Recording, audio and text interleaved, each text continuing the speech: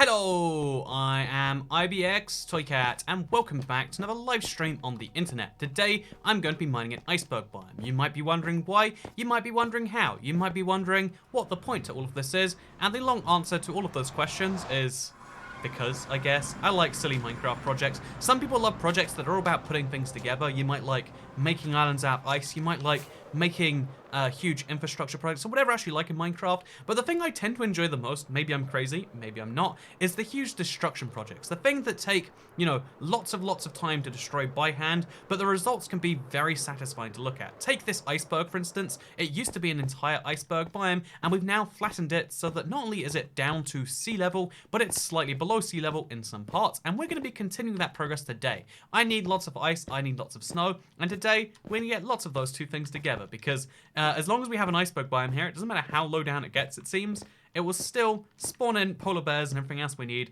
as long as we keep it on that thing. Anyway, so today what we're doing is we're going to be mining a lot of blocks, and we're going to be testing a few things out while just hanging out, because that's what that's what Sunday streams are for, right? It's a chill Sunday. We play some Minecraft and we chill. Because again, you know what? There's a lot of things I used to just do kind of off camera before I was, you know, like big into live streaming. Like I used to stream once a week, so I figured, you know what?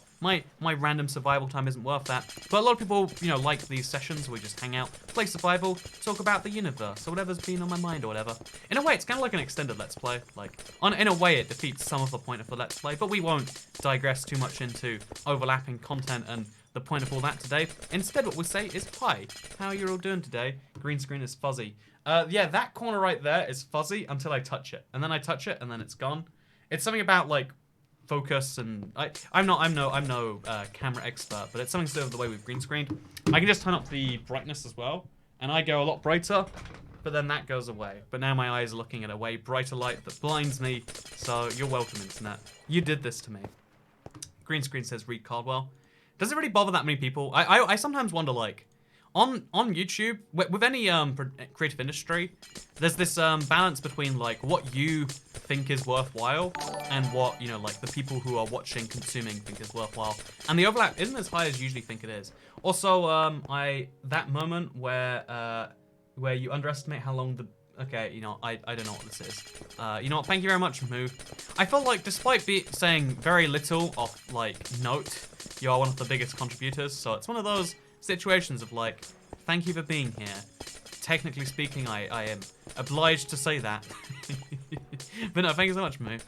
You know, it's again, the thing about the internet is it's very hard to, like, show objective, like, affection or disaffection. And you know what? I heard this phrase a long time ago that, like, oh yeah, the opposite of hatred isn't, you know, the opposite of love isn't hate. The opposite of, like, you know, hate is just a different form of love. And it totally is true. If you hate someone, you think about them all the time. And even if you're super strange with someone, as long as the core fundamentals of I mean, in this case, like, you know, our relationship is built on financials, sure. But it shows that, like, oh yeah, you take these real credits that you earn by doing real things in the real world, and then you use them to give things to me while trying to confuse me. That's the relationship you value of me. And, you know, even if I don't value it of you as much as you do, I mean, you can go for it, right? You can go for it. So yeah, the reason this whole thing works, by the way, is because as we break parts of the iceberg, you can see how the water that we create as a result underneath it will then freeze over, because the surface layer of water always freezes over in these places. This means we can get a lot of ice very quickly, and then we can also effectively be destroying water. Again, usually in Minecraft, you can't break water. There's no way to break the water blocks. But when you're doing this, it's quite easy to break water blocks, because again, you can see how we turn water into ice, which is easier to break than water is. Water has to be scooped up in a bucket, or you can sponge to get rid of it, whereas this is much better, and also allows me to use it for my nether, so now you understand. Title, I make Netherlands in Minecraft, says Steampunk Koala. Oh man, should have gone with that as the title, you know, making the Netherlands out of an iceberg biome. Making a cross between, I guess, Greenland and the Netherlands. Could have gone for that, would have been great. So something I've been curious about, I've got this Silk Touch shovel with me today, just because I'm kind of like, I want to test some things out. Do you think the shovel will break? Oh, it does. So if we ever feel like, you know, a little bit too fast, or we want to go a bit slower, we can use a shovel to break the ice as well. I don't know why I assumed it might not work, but I was like, you know, it isn't the right tool for the block, and you feel like Silk Touch probably needs that, but apparently not. So yeah, you can mine ice with a shovel if you want to go slow. Because sometimes going fast is fun. I mean, look how look how great this is, just like vroom vroom. But you know what, sometimes you want to slow things down. Take it easy, etc, etc. So cat's clearly the one behind global warming, it has been proven. Don't reveal my secrets like that, Mr. MN. You know, everyone's gonna know the real stuff. Congrats on over 100k on the second channel. You taught me more than my GCSE geography ever did. The problem with geography as a subject, I've said this many times before, is it doesn't focus on the parts of it which are most interesting. You know, the bits that are actually going to affect your life. It's like, here's what river mouths are, and you know, the longest river in the world is the Nile in Egypt. You know, like, these are cool facts to know, but to me, the things that are more interesting are like, oh yeah, here are the biggest countries, but here's why their land isn't usable. You know, like, Russia's the biggest country is a useless fact by itself. It just means that they have the... Because, you know, what does it mean to have a lot of land? What does... You know, because when you have a small country like the UK that is on an island, the concept of land ownership is really simple. Like, oh yeah, we just say anything on this island belongs to the UK government. It's simple as that. But when you've got these land borders, it's like, so what really is a land border? Like, when does Russia end and when does something else begin? It's, you know, like... I guess it's like that question of like, when there are so many subjects out there where a teacher was just taught something and then they teach it to students who teach it to their students and so on and so forth, without really questioning like, but what is this knowledge? What is the value of this knowledge? Also, Daymoodly, thank you. Hello, Andrew. Have a lovely stream. I'll try my best to. Also, I decided your eyes matter more. I'm sorry. Sorry, turn your lights down and we'll handle the fuzz. You know what? Thank you very much, Reed Carwell. You've given me permission to turn it down a little bit, and now the fuzz will slightly exist. Wait, we can find a nice middle ground, I'm sure. Just the tiniest, there we go. So now, that's the perfect middle ground. Everything should be wonderful for both of us. Russia ends where Putin says so, Silica. Exactly. But no, yeah, that's why I started the second channel. But yeah, this is, you know, Silica said this. I'm just responding to a super chat. I'm not using this as an opportunity to promote my own stuff. But, yeah, I'm really pleased the second channel hit 100,000 subscribers. It literally started because I was in, I used to do computer science as like my college level thing, and the guy next to me, I would just like show him a few things. He'd be like, oh yeah, you hear about this? And I'd be like, huh? And I'd be like, you heard about this thing? And he's like, no. And I show him on Google Maps. He's like, that's interesting. And I'd show him something else and be like, oh yeah, that's really cool. And I was like, what if instead of just showing my friend, I showed the world? And people have liked it. Apparently, is the lesson I've taken from that. Because like, you know, just saying that like, oh yeah, India and Bangladesh have the weirdest borders in the world isn't as interesting as seeing like, oh yeah, Google Maps, a pretty authoritative source on maps, apparently. You can see it there too. Anyway, that's, as you can see, we've the areas we've mined so far have frozen over again. It's real nice. But let's go to sleep because it's late and I need to do that. What is the second channel called? It's called IBX2Cat. You don't need to look into it. Again, I never promote the second channel here because it's like, honestly, actually, do you want to know the reason, internet? Do you want to know the reason that I didn't promote it here for so long? Like, and I now only try to mention it as like in passing. Don't subscribe if you don't care about geography and geopolitics and stuff. Like literally, even if you're on the fence, probably best not to subscribe, because one, like having dead subscribers doesn't help you, and two, I just wanted to start a channel to prove to myself that I could be successful in like a different niche to Minecraft. Like one of the things back in the days I started, it's less so now. Like people have just accepted like, oh, there are just different channels for different games. Like, Minecraft was seen as, like, an easy way to be a YouTuber. A lot of Minecraft channels that formed back when I formed didn't even like Minecraft. They just thought it was an easy way to get subscribers. And I guess for some of them it was. But, you know, a lot of those guys, like, a lot of the friends I made back in the 2012 days turned into vlog channels, turned into... You know, they did Minecraft as a way to grow, and then they're like, but I want to make things for me now. Which is interesting, because like, you know, Minecraft's a really fun game. You can enjoy this one too, you know. I need to watch it. I'm terrible at geography. It'd be as nice as a giant ice canyon that goes down and it... Yeah, I was actually thinking that, Harrison Gray. That's my kind of vague project idea here. Make a giant icy canyon. I've yet to see if it'll work out, but I want to do it regardless. Also, congrats on 100k. Also, why did the police officer shoot the iceberg lettuce? Because it wouldn't remain calm. Boo, boo, boo, boo. That is a bottom-notch joke, but thank you very much for telling it anyway. That is a rough tier of joke. But you know what? Again, there aren't many good iceberg jokes out there, so I guess you gave it your best shot, and your best shot just wasn't good enough. Which is true for most people on their best shots, but that's a whole nother issue for another day. Anyway, so we want to get snow. We can kind of go back for that in a second. We totally will. But for now, let's put the rest of our ice... Oh, we've got so many pickaxes with us, by the way. Let's not question why. Let's just accept that Toy Cat needs this many pickaxes. Is that good of everyone? It's good of everyone. What's sea level in Minecraft? So sea level, generally speaking, is 63. The land level above sea is 64, and sea goes to 63. Actually, it's kind of fun that that's one of those, like... It's one of those real-world Minecraft conversions that's, like, true, but very few people know, actually. But yeah, sea level is 63. But the reason it's interesting is not because sea level is 63, like, oh, we're 1 block below sea level. It's more interesting because you can see where the sea level is by comparison to what we are now. Like, you can see how the sea is a block above us. And the intention is to go 1 block down, and if that's fun, we can go a 2nd block down, etc, etc, etc. Toy Cat, you're the one who actually made me a pro. Thanks you, and you're helping me get better, so thanks so much. I appreciate it a lot. Says Catsism is the best. Catsim is the best. Oh, you're welcome, man, Mr. Catsim. I'm glad you enjoy the videos. I've definitely taken like a slight bent away from just tips and tricks like we used to do over the last like few years on the channel, because like there's only so many times you can learn that a piston can only push 12 blocks, and that like, oh yeah, blue ice boats are faster than everything else, and etc, etc. But I try to bring it back every now and then as like, oh yeah, there are some new people who don't know how hard it is to kill the wither, for instance. I'll show them an easy way, or like with the dragon, etc. I feel like the big bosses are the... I feel like, you know, we used to make videos about every single individual feature, like 50 things you didn't know, or like 7 things you didn't know about fireworks, etc. Whereas now it's like more specialized, I guess, towards updates. There's been some changes, but I hope you enjoy them regardless. Anyway, we've now destroyed this entire little section. And you can see, like, there's beauty of just seeing the thing you've just destroyed slowly regenerate. I mean, unless it's like a boss in a game. But that would be, you know, a crazy thing regardless. Also, hey Toy Cat, you look like human Shrek, says Josh Watt. Don't know what to take from that one besides thank you, question mark. I feel like human Shrek is actually an insult. Yeah, I'm going to take an insult from that one. You know what? Thank you, but no thanks, friend. I disavow your compliment. Yeah. How you like that, Mr. You know, actually, I tried to only read out the names that are...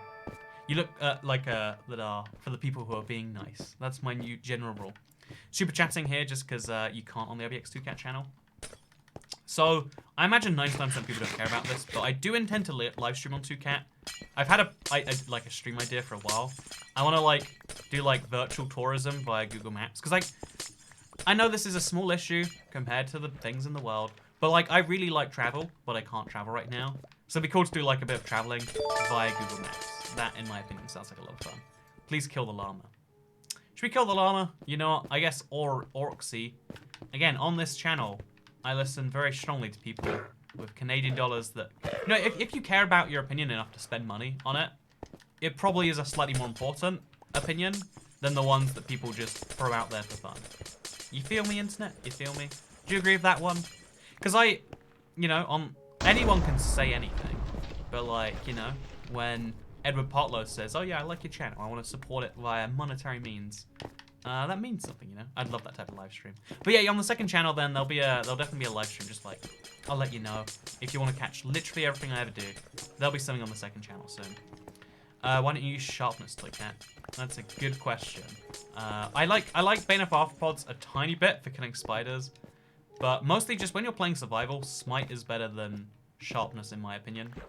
Depending on what you're killing at the time. Actually, the biggest reason is just I need to go through and like organize my enchantments. Like I'm kind of like, I've been using this sword just because it was a good one I picked up. But yeah, we should go through and do that. That's a thing for sure. They say global warming is melting the icebergs, but really it's Toy Cat. You caught me. You caught me.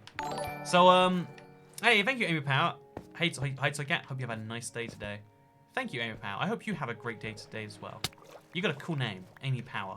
I don't know if that's your real name, but if it is, like, your parents or someone in your family tree had like a good idea at some point as to like, I should rename myself to be Power. Also, we have to get ourselves out of here. Let's do that real quick. Okay, and we're safe. But yeah, someone in your family tree had a really cool name idea, and I admire them for that. So, why don't you use mending on the sword? Honestly, I was gonna put mending on it later, but I have to fish for a mending book, and as much as I want to do like a fishing for 4 hours just to find mending, It's not the most fun type of live stream in the world. It's not the most fun type of live stream. Admittedly, you can like now trade away the fish, so there's some value in it. But like just as a general thing, I'm not. I don't really want.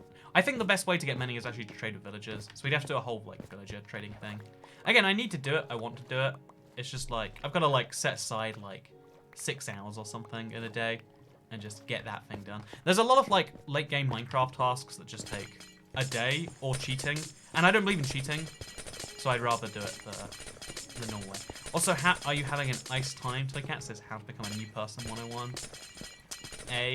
You get it? I'm mining an iceberg, and he said an ice time. Do you get it, internet? Do you get it? I think it's hilarious, personally. I spent 3 hours on my mending villager. Yeah, and my plan was to do it in my end, but which is a dumb place to do it. I've realized in retrospect. Like, it was just because I had an XP farm that I was setting up there. But my plan was to do it in the end. Now that's obviously gonna have to change because I've just given up on that end island project. I've just decided like the amount of pain it's causing me is not worth the continuation of it. Llama is the spawn of Satan and must be killed. You know, that's a pretty brutal opinion. Llamas are people just like you and me. I mean, not just like you and me in the slightest, but still. Getting a mending librarian is the best thing that happened in my world. I mean, the truth is, yeah, you just sit there with a villager and...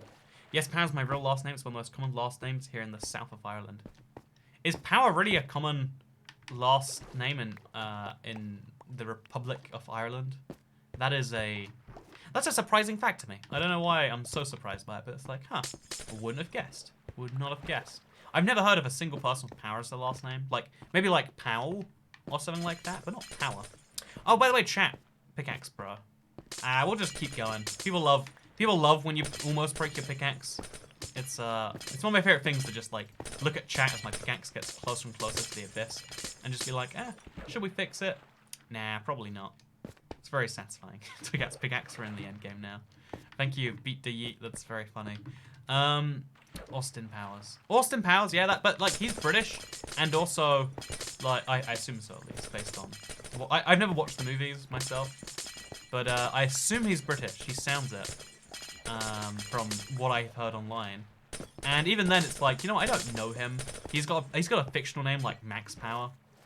Like, sure, you know, my name is, you know, Andrew Toycat is what I pretend my name is. Like, does that mean Toycat is a common second name in the north of London? No, it means that there's a good pretend name generator out there somewhere. Fix your pick, it will break, says Willa Warwick. I mean, with that attitude, maybe it will. I'd really love if you could take the enchantment off one thing and put it on something else. Like, I have so many pickaxes I'd love to use for this exact purpose, but instead I'm kind of just stuck grinding away otherwise. Also, Toycat, have you heard of the uncensored library? You should play the map. Honestly, Minecraft maps was something I tried to get into like when I first started my channel, but I don't think I have the attention span to play a Minecraft story. Like any like non-survival based map just loses my interest immediately. It's just gone. Like as fast as it comes in, it vanishes. Yeah, that's why even the like mashup pack maps, I had to like there was a music disc quest to like keep me going, etc, etc. And yeah, it's a whole weird thing. Toycat, you can get mending books and raids, but I think it's the hardest. Yeah, it's definitely not the most reliable system, given that raids aren't even a wildly common accepted thing. Also, we are now out of space. Oh wow, it's raining, it's dark. We should go to sleep, I think. Mom might want global warming. If we all get global warming, it'll help your boy Toycat out. So let's make that happen, shall we? So chat, I have some good news for those of you who like the fishbowl. For the first time in fishbowl history, I have filled it to the top. Guess how much I had to like throw in this to actually fill up. It's not even full actually. It's like partly full. Like we could probably add some of the monkey skull thing to it if we wanted to. Actually wait, let's put this back on the monkey skull. Just to make it extra creepy. Let's wrap this around the ears. Okay, there we go. We've got our creepy bottle right here. And we're going to take the creepy mouse. That is disgusting. Is that a fishbowl? What? So what we're going to do, Alkozol. Ah, that's one of the regulars here in the stream. So yeah, this is 2 liters. I put It just a full 2-liter bottle of drink went in here. And now what we do is we pour from the monkey. This is going to go very badly, I think, actually. But we'll pour, like, this. Oh, jeez. Oh, dear God. And then that hopefully makes a tasty drink. Hey, thank you, Izzy Alice, for the £5 super chat. It's very, very appreciated. You know, in these quarantine times, you've got to do what you can to stay sane. And if that involves drinking from a creepy alcohol, yes. Exactly. See? No, someone's... oh, maybe they were just saying... I thought they were, like, saying, like, alcohol, but funnily. But they were, like, talking to you. Oh, that's sad. I thought that they were, like... They happened to come up with the exact same pun that you had. Because I don't understand alcohol, but I know there's something. So I can't ask spoons are yes. Do you, This is my source of sanity, says Willa Warwick. Sometimes you just gotta watch a man break some ice on the internet. Just to stay sane, you know? Hey, thank you, Ivy Doodle, for the $1.04 super chat. I didn't know YouTube let you pick specific amounts like that, but apparently, today we learned it does. Actually, I know, usually when Jay shows up, he's like $2.86, I think. So, you know, maybe there's no logic in the world anymore. Maybe what we think makes sense doesn't make sense. We need to put this away, by the way. Beating Minecraft is Chuck E. Cheese. Now that's a solid idea for a video if I've ever heard one. I wish we had an ender chest around here because I've got 2 random emeralds taking up space. We'll make some fireworks also. Yeah, I've got an inventory management problem. We all know it. You know, a rum experiment would be nice because social distancing, says ramen noodles. Oh yeah, my plan is if you want to know the background behind like what's going on always, I do have a realm experiment plan, and it's nothing to do with the current situation. I do, you know, okay, let's not talk about video plans all day. You know, let's not talk about my work. We're here to drink out of an enormously sized fish bowl. So let's chill with the actual stuff here. Honestly, surprise, that chocolate flavor actually works as like a Pepsi enhancer.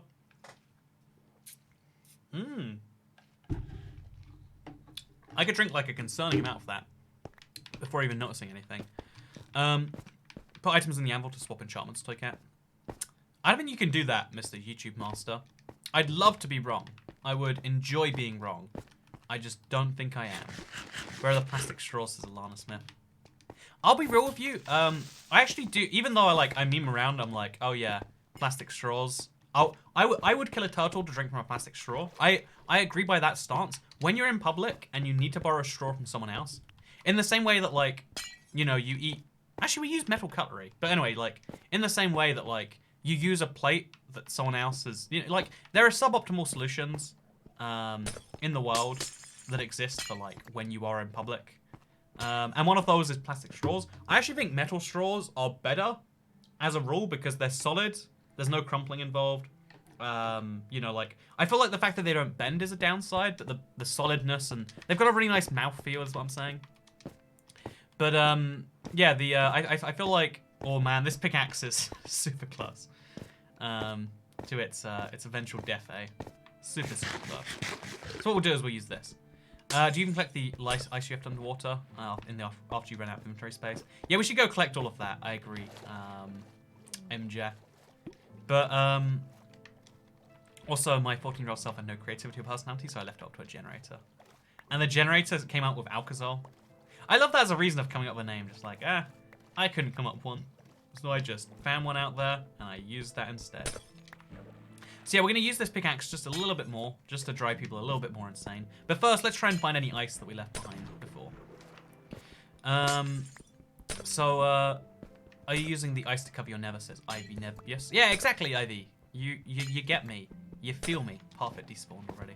Honestly, I know I should be more concerned about that, but like, I'm not hugely concerned. Like, I would like it if I can get it, but I'm not like on the edge of my seat about it, you know? You feel me? Will you lose that pickaxe? Because we named it, repairing it gets a lot more expensive now.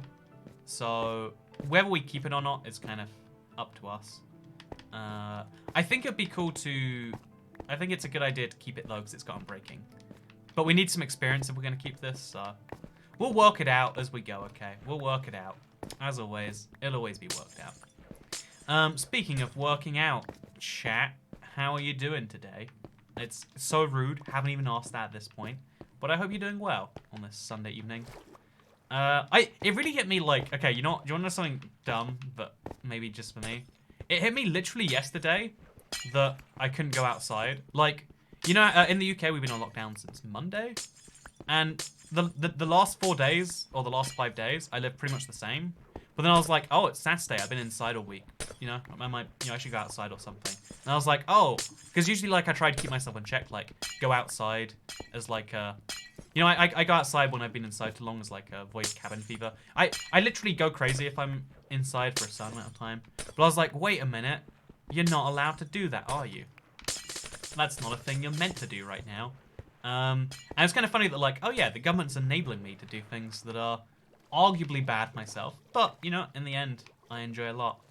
Again, staying inside playing Minecraft. I've never been more productive than when the government has forced me to sit inside playing video games. So, yeah, it's been pretty good. Hey, thank you for your tea. Hi, Toy Cat. I always end up falling asleep to your streams because your voice is super calming. But I'll try and step for this one. First ever super chat, by the way. Hey, thank you for your tea.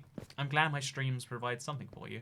Again, always mildly like, I know it's usually not, but like a part of me is like, you know, should I be complimented that people fall asleep to things? Don't usually fall asleep to boring things. Like, I fell asleep watching the original Star Wars trilogy. My stepdad or whatever at the time, my mother's boyfriend, my ex-stepdad, was like super like into them, and I just fell asleep. Like, why is this? You know. You can go exercise once a day, says Dan's UFC. Oh, but like I hate going out and exercising. To me, again, this is a sign of like my bad mentality. But like, to me, that's a waste of a trip. Like, if you leave the house just to do a circle and not achieve anything, then it's dumb. What's your favorite C14 C418 one? I think it's C418, but my favorite Minecraft song is probably The End. The song that plays when you beat Minecraft. Because I didn't know it existed until it played in one of my videos. And I was like, huh, that's a nice remix. And I was like, oh, that's the actual song from the game, huh? Look at this, chat. Just see my pickaxe? Just see how it's almost broken? Do you like seeing that? Does that help you? You feeling good about that? But yeah, the truth is like, I like to go outside to get things done, and just all the reasons I'd go outside to get things done. Like, I need to go to the bank to change a bunch of money into new money, as opposed to, like, it's in old money right now. And every time I go to the bank, they make you feel bad if it's not essential. And it's like, well, it is essential in the fact that I would like to do this. Because, like, man, honestly, the phrase essential is such a dumb one, like, because if you say essential without clarifying what essential means, you're just trying to make people feel bad and not do something. And it's like, what is essential travel? You know, before this, was there such thing as non-essential travel? You know, like, I would argue that if you're traveling for non-essential reasons, like, maybe if you take a return flight somewhere the same day, you know, there's like, is money essential? I mean, money, you know, like, I need money to live, not this particular money, but money in general. Like, anything you do at a bank is essential. Who goes to the bank for fun, you know? Like, who's there because it's like, oh, honestly, just wanted to have a nice little chat, and I figured my financials would be great. Because I'm really good friends with the manager at the bank, actually. By friends, I use friends a bit loosely. Like, he recognizes me every time I go in there, and he's like, hey, my man. And then he, like, does something for me. He's like, oh, yeah, so we got this new, like, thing, and I'll set it up on your accounts for you. If you just give me the authorization, then I'll do this. And it's like, hey, that's cool. Like, I got a cool bank manager, it seems. But, yeah, you know, I still, even though I like my bank manager, I would never go to the bank non-essentially. I'm never just like, you know what? It's 4 p.m. on a Tuesday. What else am I doing? Let's go see the bank. In Australia, they put a list of essential shops, and one of the essentials in Australia is the bottle shop. Yeah, like, a lot of people got really angry because I think, like, one of the stores that considers itself essential in the UK is a bike shop. But it's like, well, you need bikes to get around to and from work, right? But then it's like, again, everything, there's such a grey line. Like, there are some things that everyone can say isn't essential. Like, I don't know, let's try and come up with an example. What is something everyone agrees isn't essential? A coffee shop. Except coffee, people need it for their morning routine. Okay, so what's definitely essential? You know, a gaming store. Well, you need games to stay in. You know, like, everything has, like, no one does anything, truly. Some banks have free cookies, though. Your bank has cookies, Alina Khan? Why are you not always at the bank? I'd be like redirecting myself past the bank every day if that was my case. Man, this fishbowl is genuinely too heavy for me to lift with one hand. Like, it is literally a two-handed thing now. I can hold it like this, I guess.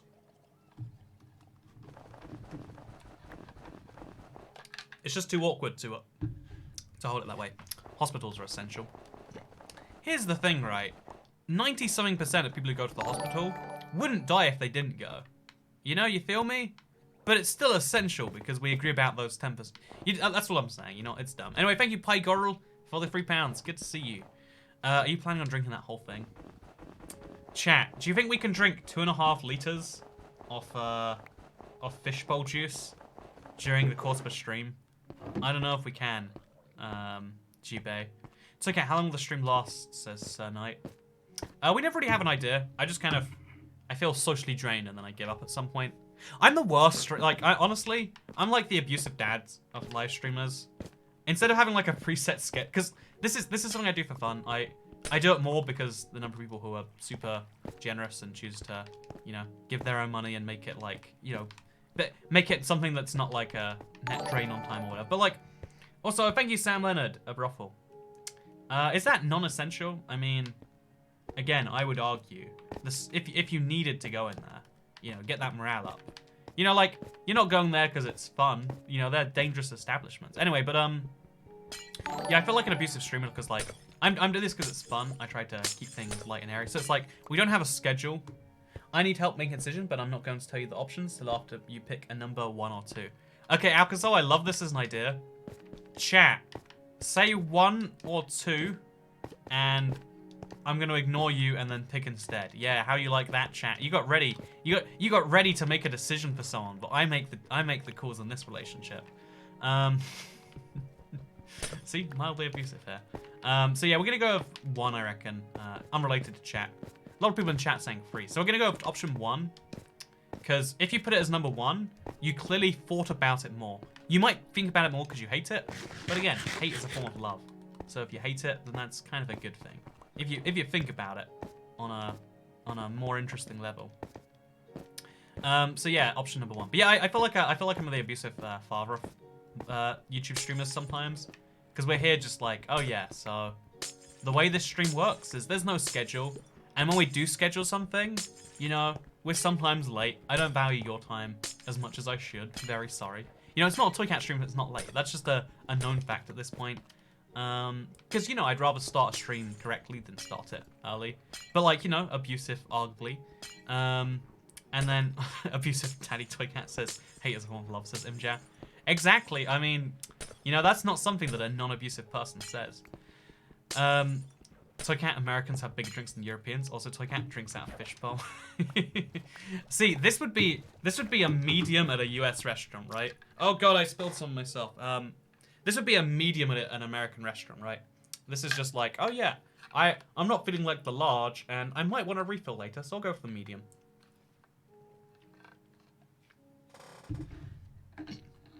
Please use your other pickaxes, says Sabrina Marie, maybe even. You know, I'll do it, but not because I respect you, but because I respect your craft. So no, I honestly, I don't want to use this Silk Touch pickaxe because it doesn't have unbreaking on it yet. We have to like combine a few pickaxes together. It's gonna be a whole thing. So let's use the shovel instead, okay? Because if we use this for more than a few seconds, it's just a waste of our time.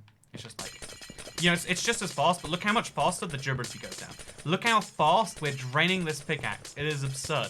This is why you need unbreaking to even consider this. We've made a dent in that already, which is silly. I've just joined you drinking from an aquarium, says Artem Kalenstinsky. Again, fish bowls are objectively a great way to drink. It's exciting, it's fun, it's artsy. That's not medium where I live. It's an extra small, says Chunky9. Also, Alcazar, I'd love to know what decision I made for you. Again, I love the whole... I made a probably big decision in your life. I'd love to know what it is. You know, maybe it's a small decision, like, oh yeah, should I get a rabbit or a Jack Russell? Jack Russell? That sounds like a dog. I'm pretty sure that's a type of dog. If it's not a type of dog, then I totally knew that already. Yeah, checkmate. So yeah, I need to get myself some experience. How do we reckon we do that while we're mining ice internet? You know, we'll just mine some snow until we think about this, okay? Let's not waste time. let's just grab the snow as fast as we can. I was drawing a rabbit, as you said, rabbit. Suspicious, don't you think? Very suspicious. Let's use the unbreaking little thing right here. Just drain this all the way down. So in the meantime, let's take a drink. There's so much in here. I can see the reflection. It's like goes halfway down my straw. It's pretty insane. A bunny wabbit. Quartz is a good way to get experience. Yeah, I use Never Quartz as my usual. Just go to, I need experience while walking between places. Consume thy fishbowl liquid. Throw the snowballs at the snow golem. That's just being mean. What else other than monkeys in there? Ooh, says Silica. It's Pepsi Max, and then I've thrown some... I put something in there, and some cherries. I forget what else I put in there. Did I put some nuts in there? No, it can't be nuts. What would I have put? Oh, some lemon juice. I like some lemon. Jello shot episode, says Sarah. I do love jelly a lot, or Jello. You know, why is it jelly in the UK and Jello in America? Does anyone know the story behind that? Is it like a fun explanation, or is it tragic? Like, oh yeah, you know, like Ring of Rosies is all about like the Black Plague. Is it gonna be something like that, or is it gonna be happy? Like, oh yeah, the reason we call it jelly is because it's cute. How much toilet paper? 2 rolls recommended. I saw toilet paper at the store the other day for the first time in forever, and I didn't buy it even though I'm running low, because I was like, that looks pretty expensive. Because I live by myself, I buy toilet paper once a year. Once every, like, 2 years. Like, literally 12 rolls of toilet paper is a year's supply for a guy. If you've ever had a lady in the company of your house, you'll know that that's not how that works in the slightest. That's like, oh yeah, 12 rolls. So, like, we got the next 2 months covered. You know, a little less depending on... You know, there's a lot of cycles and ebbs and flows to the use of toilet paper, but it only goes up. It never like tends to come down. It only goes up, is my experience. So I mentioned once how you can't sneeze while you're talking, and I noticed I'd never sneezed on a stream before then. I think that might have been my first sneeze.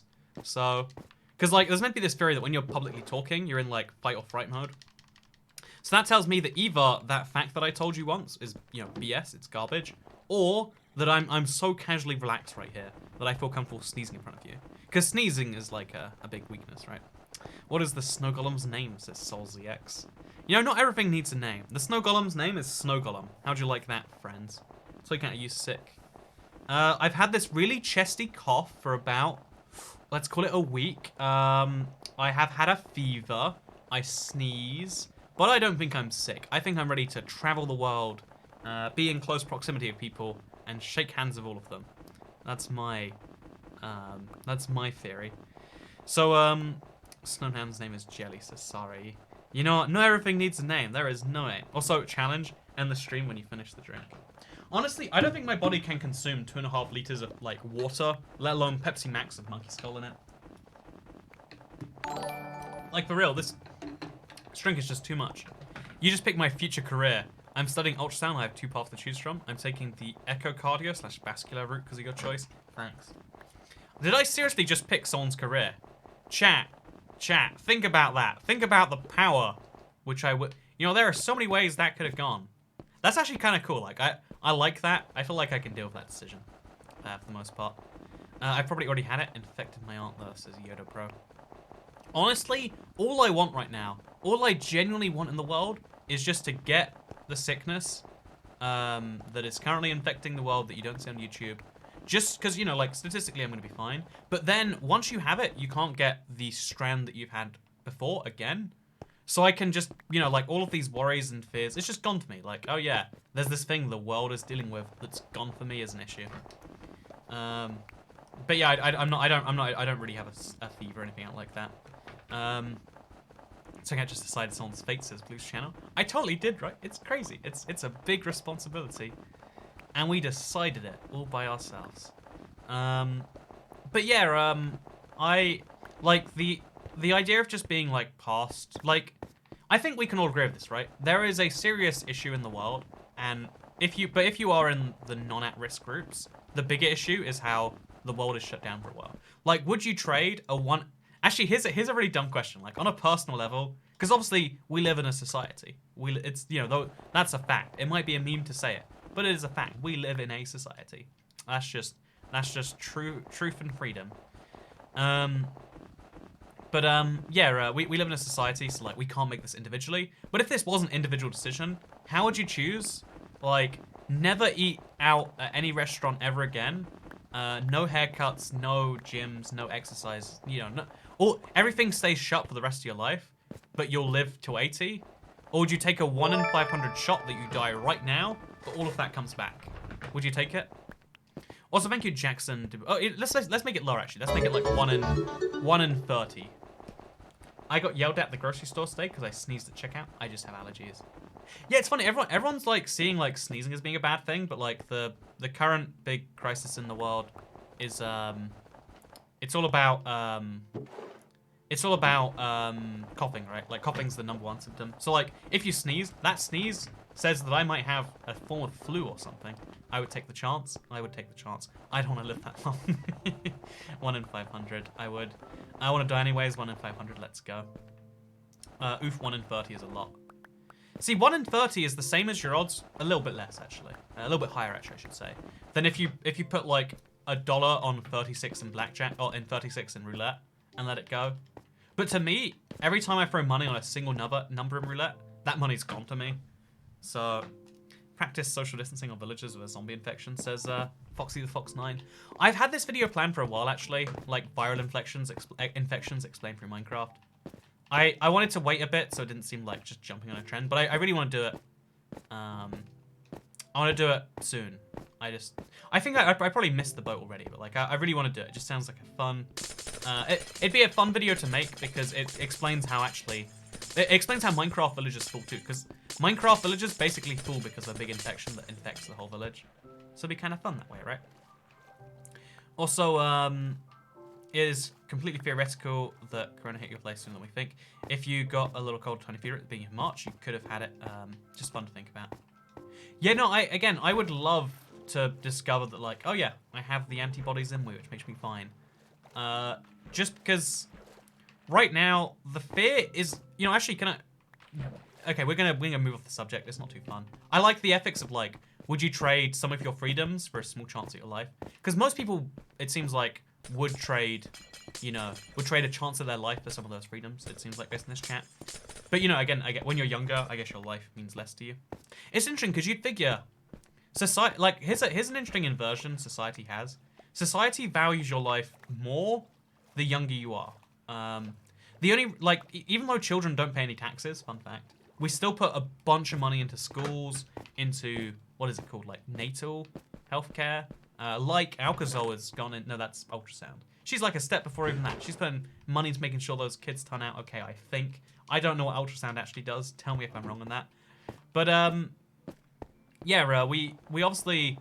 We spend a huge amount of money on children, even though they don't pay taxes. Even though, you know, like, they literally are a net drain on society. But the reason we value children is because they've got the most years left in them. And we, you know, as a society, we value old people past a certain age, let's say 80 plus, the least. We value them on a human level, but not on a societal level, because they will never contribute again. The amount of, you know, this is really mean to say, but it's like, yeah, when you are old, the amount of time you have is measured. Once you turn 100, living 10 years, you know, you won't live another 20 years. You will rarely live another 10.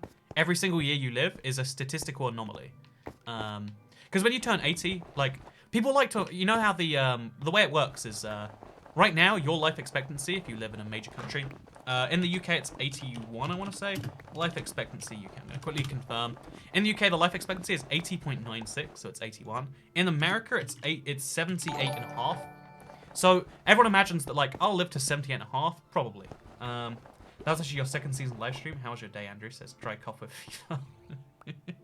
Nice username. My day's going pretty well. Thank you for asking. Yeah, so like, you imagine that you'll live to 78.5 if you live in America, or 81 if you live in the UK.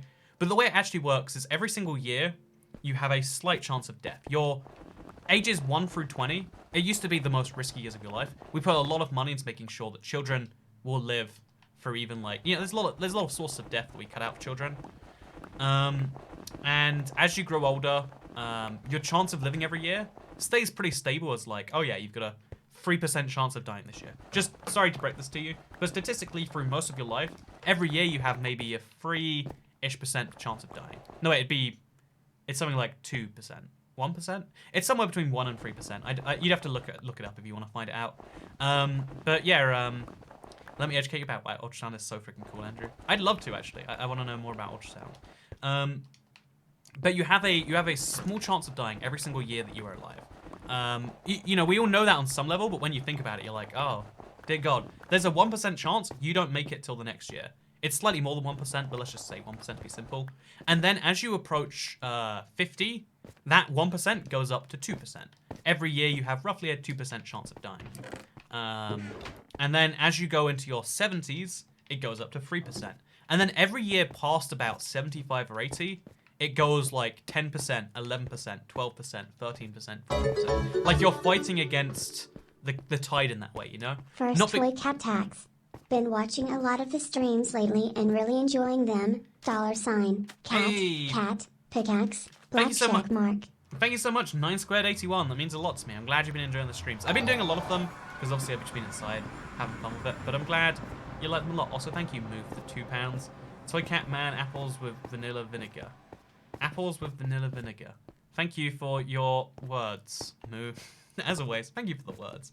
They exist. Turning 21 in 4 days, my 2% is coming.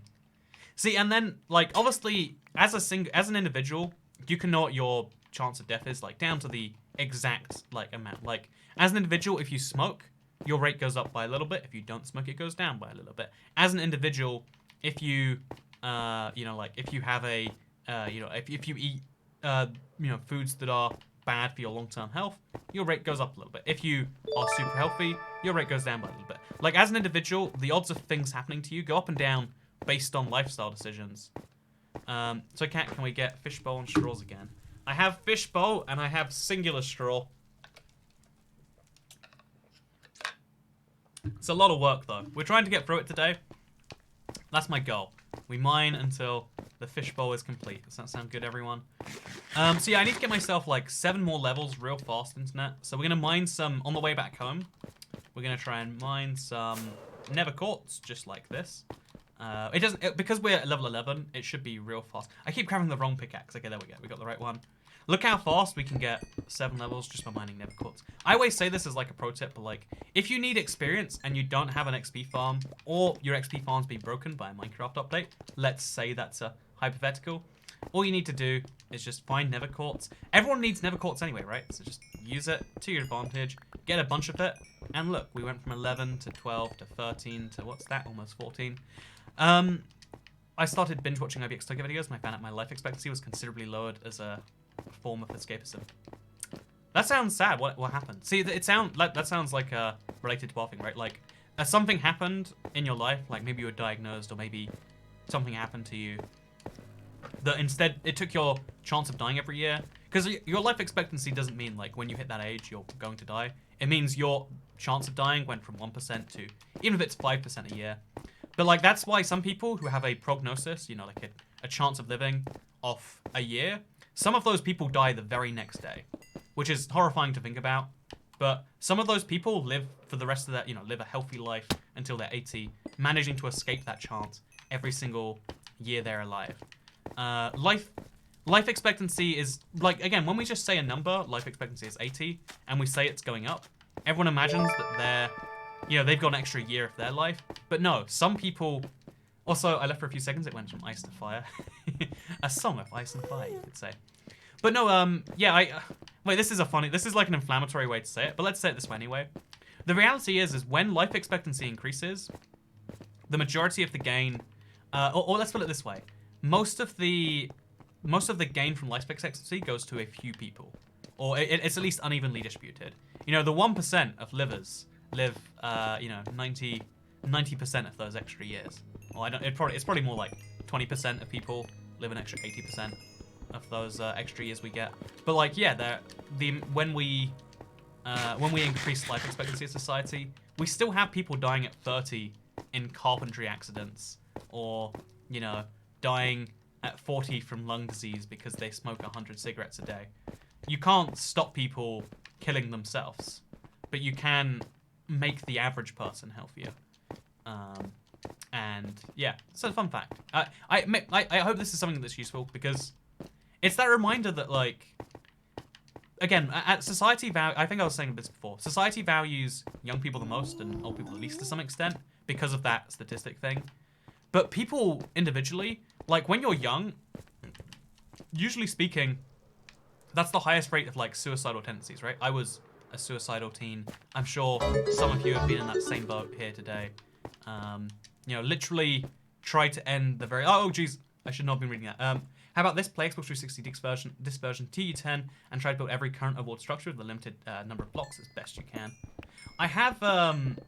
I feel like that's a cool idea, but I think it'd be more fun just to see, like, all the current overworld structures, like, taken back in time, like I did the Wooden Mansion that one time. I feel like that'd be a lot of fun. Maybe you disagree. Maybe you don't. But, yeah, beating MC while Alcasol gives me an ultrasound. Oh, I still need to hear about the ultrasound thing. I got my own little whole tangent here. But, okay, so there's a bunch of it in the ceiling. I'll just fly up to here. I probably haven't gotten this yet. Okay, look at this. There's some more Nether Quartz. Let's go get it, I guess. Let's go. But, yeah, so, like, young people value their own lives less, and society values young people's life the most. It's an interesting, like, inversion of, like, again, objectively speaking, when you have the most years in life ahead of you, your life is considered the most valuable in some sense. Like, and here's another one, I guess. Like, most of the, you know, like, a lot of people inherently, you know, I mentioned the inflammatoriness of saying some of the people live most of the years of life, and that's true on some level. That's, you know, like, everyone dislikes the idea that, like, oh yeah, some wealthy people have most of the money, but those, again, generally speaking, it's changed in the last 20 years, but it used to be that to be wealthy, you lived a whole life of earning money, or, you know, earning, you could say, if you don't believe that they earn the money, but, you know, you live a whole life, you collect a certain amount every year, you know, because anyone can become rich with enough time. You might think that that's impossible, but you can become well off with enough time, let's say it that way. So time is, the number one ingredient to making money is time, but most people would trade, you know, if the trade existed, if it was something you could sell, people would buy your youth off you immediately. Like, imagine if you could sell every year of your life. What price would you put on a year of your life? Like right now, let's say that you have a preset date you're going to die. That's not how it works. As much as scary movies will convince you that it is. But if you have a preset amount of time, you know, like an expiry clock on you, and you can, okay, let's fly. You can like increase or decrease this clock. You know, buy or sell years of your life. That was scary. How much would you sell a year of your life for? Just right now, so some billionaire comes up to you, says, "Hey, I'll buy a year of your life. What's the going price, friend?" Because I've always thought, like, you know, what would I charge? Like, you know, my immediate go-to is always like enough money to feel comfortable for a while. Like, let's just go $1 million. But like, if he offers 700 grand, would you say no? Like, Ryan Waite also says $1 million. A few people saying 10 million. It's funny, everyone's going really high or really low. There's a guy saying $30 and a guy saying $1 billion. There's a guy saying $1 trillion, 20 million, 2.2 million, so I can buy it, go on a money binge, and then kill myself. Honestly, why 2.2 million specifically?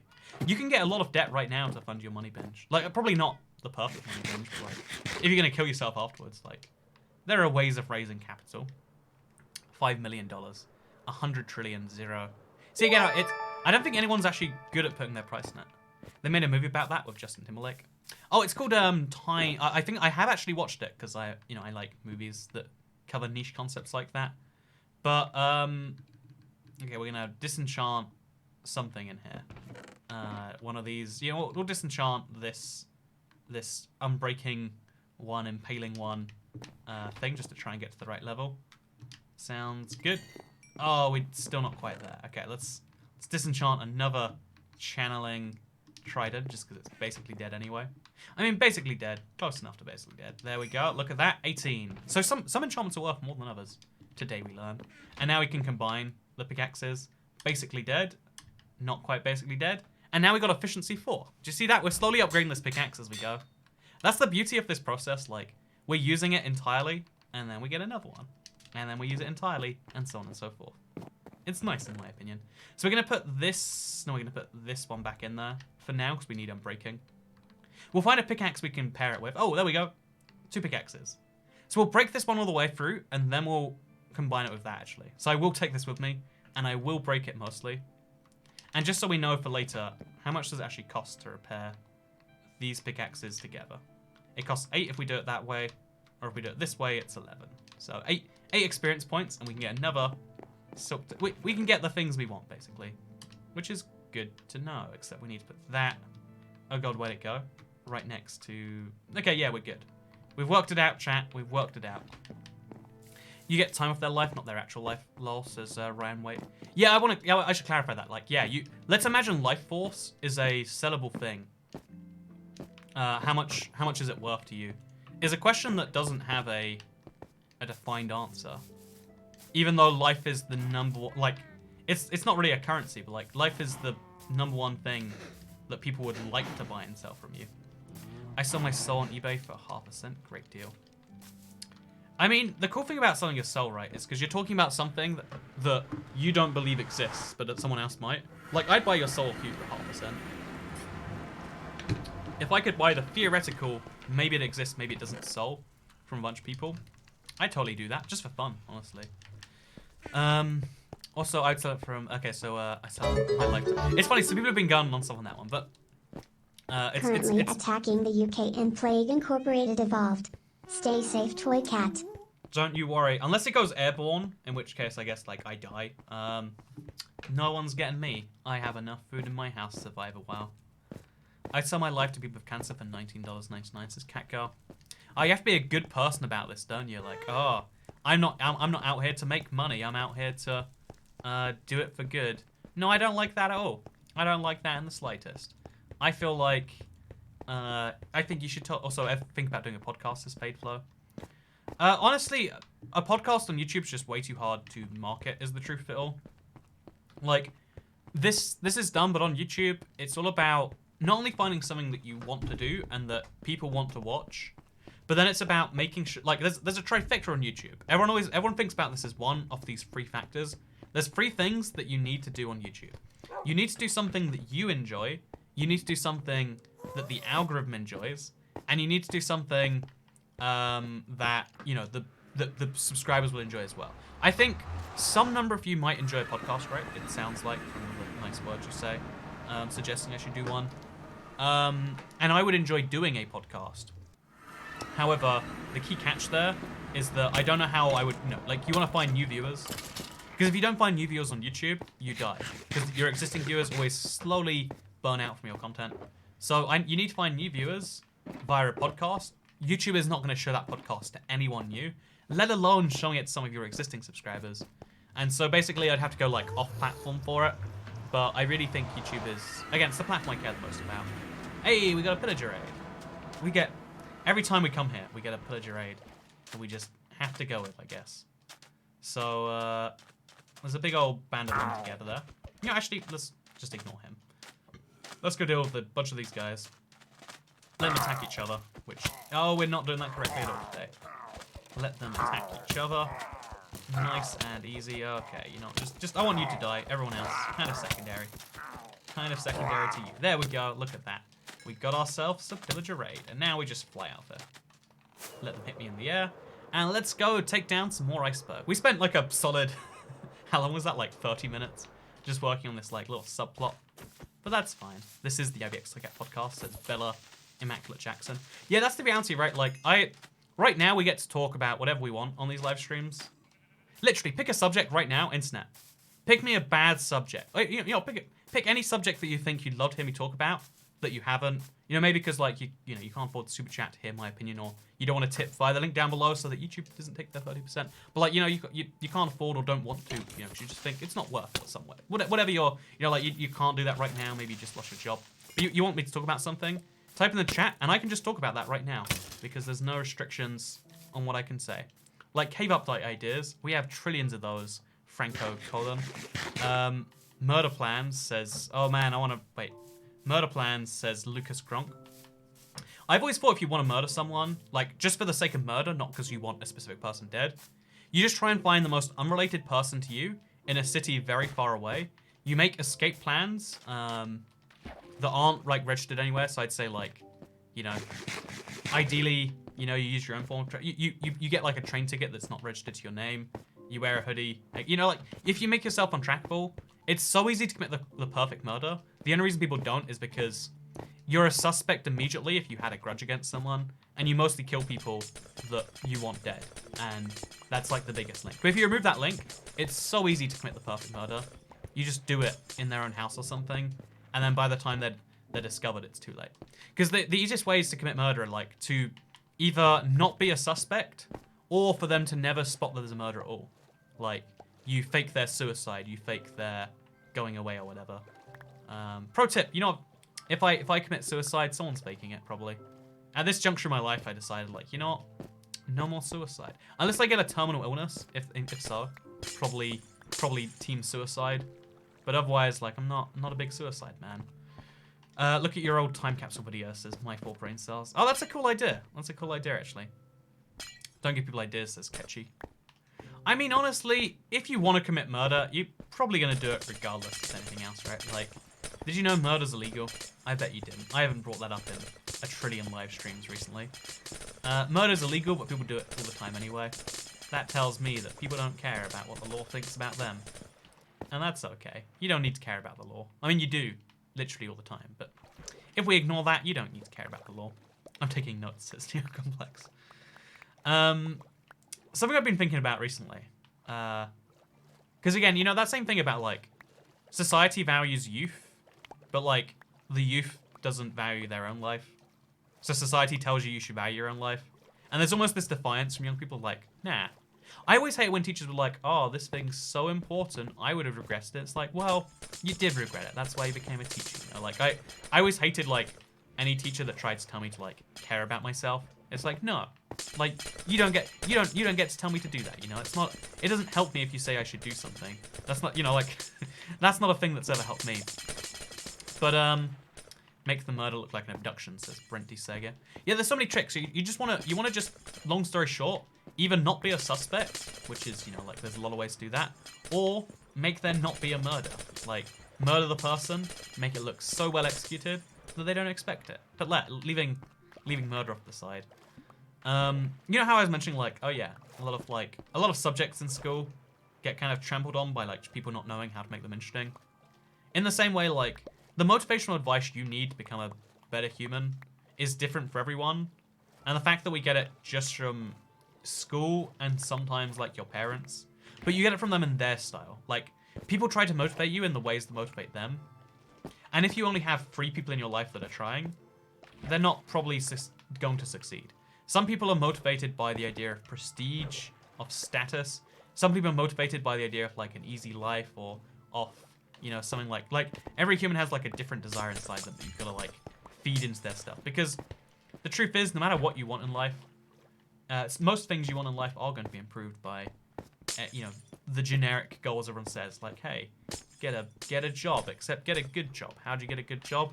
Do something with school. So they give you a piece of paper. You know, like, I wish school had told me, like, oh yeah, the reality is, no one cares that you can pass this particular exam. It just gives you a piece of paper that said, I could do what I was told well enough to get this. You know, I'm in the top percent of humans, whatever that is, like top 60% of humans that can get a C grade. Man, there is another pillager raid. Let's get it anyway. You know, actually, wait, let's leave one of the guys here because he probably will despawn, but we're gonna find out if he does. We can, like, lock him in somewhere, and then we can always have a free pillager raid. Let's do this. Let's get him trapped down this hole here. Just walk towards me, friend. Walk towards me. It's real safe. It's a great idea. Okay, he's not falling for this. Okay, let's use water and, like, slide him in there. Just, no, not working. You know, we'll just run away from him. Just run away. Much easier solution. Rant about the school systems like that. I honestly, like, I think school isn't the worst thing in the world. I just think it's implemented in the worst way. Like, when school was first invented, it was this super noble goal. At least I like to believe. when the concept of school first came about, it was the idea of like, let's educate the entire populace. A more educated country is a country which is able to do many things so much better. But at some point along the line, because let's be real, the people who pay the taxes for the school are parents, and the parents just want, you know, their goals are not aligned with educating the populace. Like, parents don't care how educated you are. Parents care about your well-being, so like your type exam results, but not all parents care about your well-being either. So the biggest thing, the uniting factor that every single parent who sends their kid to a school wants is a daycare for their kids. They want somewhere they can send their child so that their child won't be with them because they need to work. Or even if they don't need to work, it's like, well, can't hang around with a child all day. I hate children. Also, thank you, human being, to the Cheap Cat Club. Thank you for making a monthly contribution to the channel. Enjoy your emojis, friend. Also, I told you to fill the bowl with water, Toy Cat. Wrong liquid, says Alcazar. I'm sorry, I tried my best. Oh, teach me about ultrasound now, Alcazar. Unless I missed it earlier, in which case, I saw that. I just didn't. Yeah, I totally did. But yeah, the truth is, at some point, it became all about being a daycare. So, because there's like 1% of children, maybe 2%, maybe 5%, just aren't cut out for school. But, you know, like, and they disrupt the other 95%, a huge amount. But what are you going to do? There's so many different solutions to it. But you just got to get rid of them. Just be like, hey, you know, if you made an actual consequence, a way to school not happen, if you make school actually a right, you know, a privilege, like something you can earn that people wanted rather than this thing you're forced to do.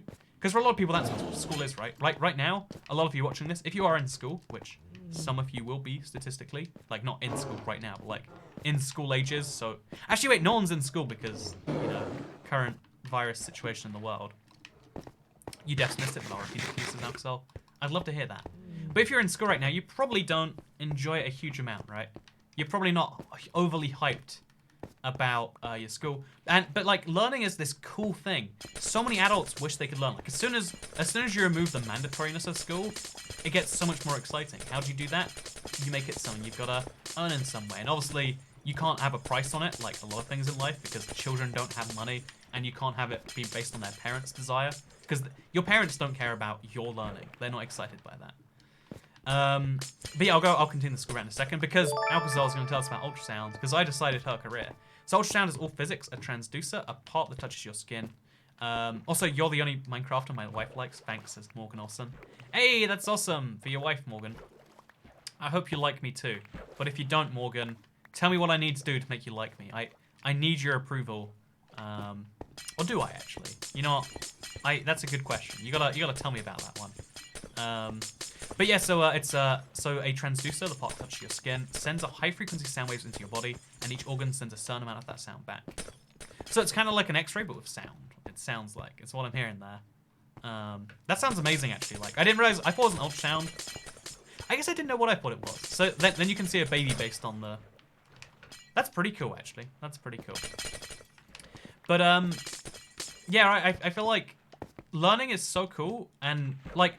Based on the fact that I make a lot of videos just sharing fun things that I found fascinating because I like to learn, and then people watch the channel, they like to learn, and they specifically request that I talk about more, you know, fun facts, educational things, etc. The fact that we have a channel which is like 60% built on like education, it's basically echolocation. Man, I'm gonna describe ultrasound as echolocation if it ever comes up in my life. That sounds amazing. But yeah, thanks, Axel, for educating us, says Mostly Ghostly. Hey, good to see you, Mostly Ghostly. Toy Cat, thoughts on forced religious education? In the UK, we don't have that, but that sounds terrifying. Like, you probably shouldn't force children to learn anything, particularly not, like, your worldview. You know, like, it's fine to teach children, like, oh yeah, here is electricity, we all use it, so it's important you know about what's going on there. Here is the common world we all live in, the history of it. But if you're like, and here's like the language we learn, the maths we use. Here is my worldview about why there are bad people and good people, etc. School came about in England as a way to control the population in a system since the world was starting to industrialize. Yeah, no, I think it was like people needed like slightly more skills and needed their children to be away. Like it didn't come about through altruism. But since then, the needs of it have been shaped by the populace in a way that isn't conducive to actually learning. It's conducive to, I don't know, like it's, you know, we always talk about how like we always talk about how much we value like learning, and then we do so much to make learning not the focus of the one parts of our life where learning is the, you know, like we try to focus, there are so many things in schools that are nothing to do with learning, and it's like, well, how about that one? You can see blood flow from the way it travels towards the transducers. You can tell someone has a hole in their heart. That sounds terrifying. The word hole in my heart was not one I wanted to hear. And you know what? I'm gonna pretend I didn't hear that one. Also, Supernova says, you seem so intelligent and genuine as a human being. I strive to know as much as you. Your personality and wisdom are why I tune into these streams. Hey, thank you, Supernova. I don't know if I'm like wildly intelligent. Again, I just find things interesting. I think about too many things all the time. I like a lot of people. I know a lot of people love when people call them smart. That's like their thing, and like I guess I like the validation on some level, but also I think everyone is just as, you know, at least everyone here is just as passionate about knowledge. It's just people are slightly fewer. It's just fewer people are you know, like able to express it or feel like they can without being shunned. Because, you know, again, most people aren't willing to be this comfortable just diving into it. That's what we try to do here. Also, by the way, only 8 people get into this program every year. I work my bum off to get where I am, says Alcazar. Hey! I am glad to hear that you are one of 8. Again, I love hearing like numbers about like how rare something is. Because just saying like I did something cool, it's like, that's cool, that's nice. But like what's way cooler is this. Also, thank you, Moo. As always, you know what, you remind me that we probably should put on like a, we're gonna have to like put on like a queue at some point, like read out the weird messages at some point. We should do that, you know, just to, just so that every super chat actually makes sense. I wish I could contribute more to the conversation, says M-Plague Doctor. I mean, the cool thing about streams is that there's a lot of people here who are talking all the time, like having a frequent chat. But also like, if you only talk when you feel like this is something you can add. It's, you know, that's also just as fun. Like 90% of people who watch streams never leave a comment. We can prove this every time, right now. Chat, if you're watching this live stream, you never comment on streams, or let's just say you haven't commented today, or you haven't commented on any of my streams in the last month. You just watch, you don't usually comment. Just say something now as like a proof to everyone else out there that like there's a huge number of people who don't usually talk. It's, you know, it's like a fine thing to do. School makes you do work without pay, so isn't it basically slavery? I mean, in the fact that it's forced, yes. Also, hi. Oh my god, there's such a sea of people coming in. Hi, Ice Maiden. Hi, Chunky 9. Hey, Chunky 9, you tried to trick me. Hey, Steph Z for the first time. Hey, Apple Banana. Manchatty OG, this is my second stream. It must be very confusing if this is like your second stream. Like, what do we even do here? What even is this, you know? The mitochondria is the powerhouse of the cell, says Blue Cheese. But yeah, so, do you want to hear about something I learned about recently? Because I was reading into, something to do with philosophy. I think it was something to do with, like, philosophy. Like, there's a guy called, Marcus Aurelius. And I was like, oh, I'll look into the guy a bit more. And I learned that, like, one of the, like, key guys it's in the Stoicism movement, but, like, one of the key guys behind this whole movement was actually, like, you know, this is in philosophy, was actually a Roman emperor. He, like, was, you know, head of the Roman Empire, very close towards its end, but, like, he was, you know, in charge of the Roman Empire at one point. Partly, he was, like, actually co-in charge, like, he decided to compromise with his brother, and, like, his brother took over the military, he took over the thing. Like, but that's relevant to the fact that, like, this guy who was, like, hugely renowned has added to the field of philosophy, also just happened to be emperor of the largest body of people in the world at the time. In the same way, like, imagine, obviously you can't give him current US president, but, like, imagine if there was a US president who, like, also happened to have been on the moon. You know, like, it's a thing that you can, or, like, you know, even if it was, like, a US senator or something, you'd be like, wow, that guy, he's been on the moon, or, like, not in the moon, the first man on Mars later became US president. Imagine that, right? You'd be like, that's a cool, or even just Neil Armstrong. Imagine if he became the president afterwards. You'd be like, oh, he's famous for 2 reasons. I always find people who are, like, dually, you know, like, interesting like fascinating because it's like, oh yeah, it's the reminder that even though most people are penholden to like one aspect of life, you always can change it halfway through. Like, it's never too late to like change direction. Kind of like, you know, Alcazol. You know, we gave some career advice. Did I let an instant cat decide my only life accomplishment? Yes, I did. But like, you know, it probably feels to you, Alcazol, right now, like you are stuck on that path for a very long time. But the fact that you can change it, you know, like obviously you're 20/21, somewhere in that ballpark. You know, like it seems obvious there, but even when you're like 30, you could change your course entirely. A lot of I forget. There's quite a few famous actors who like. Oh no, James Cameron. Oh no, we broke the pickaxe. Oops. Well, you know what?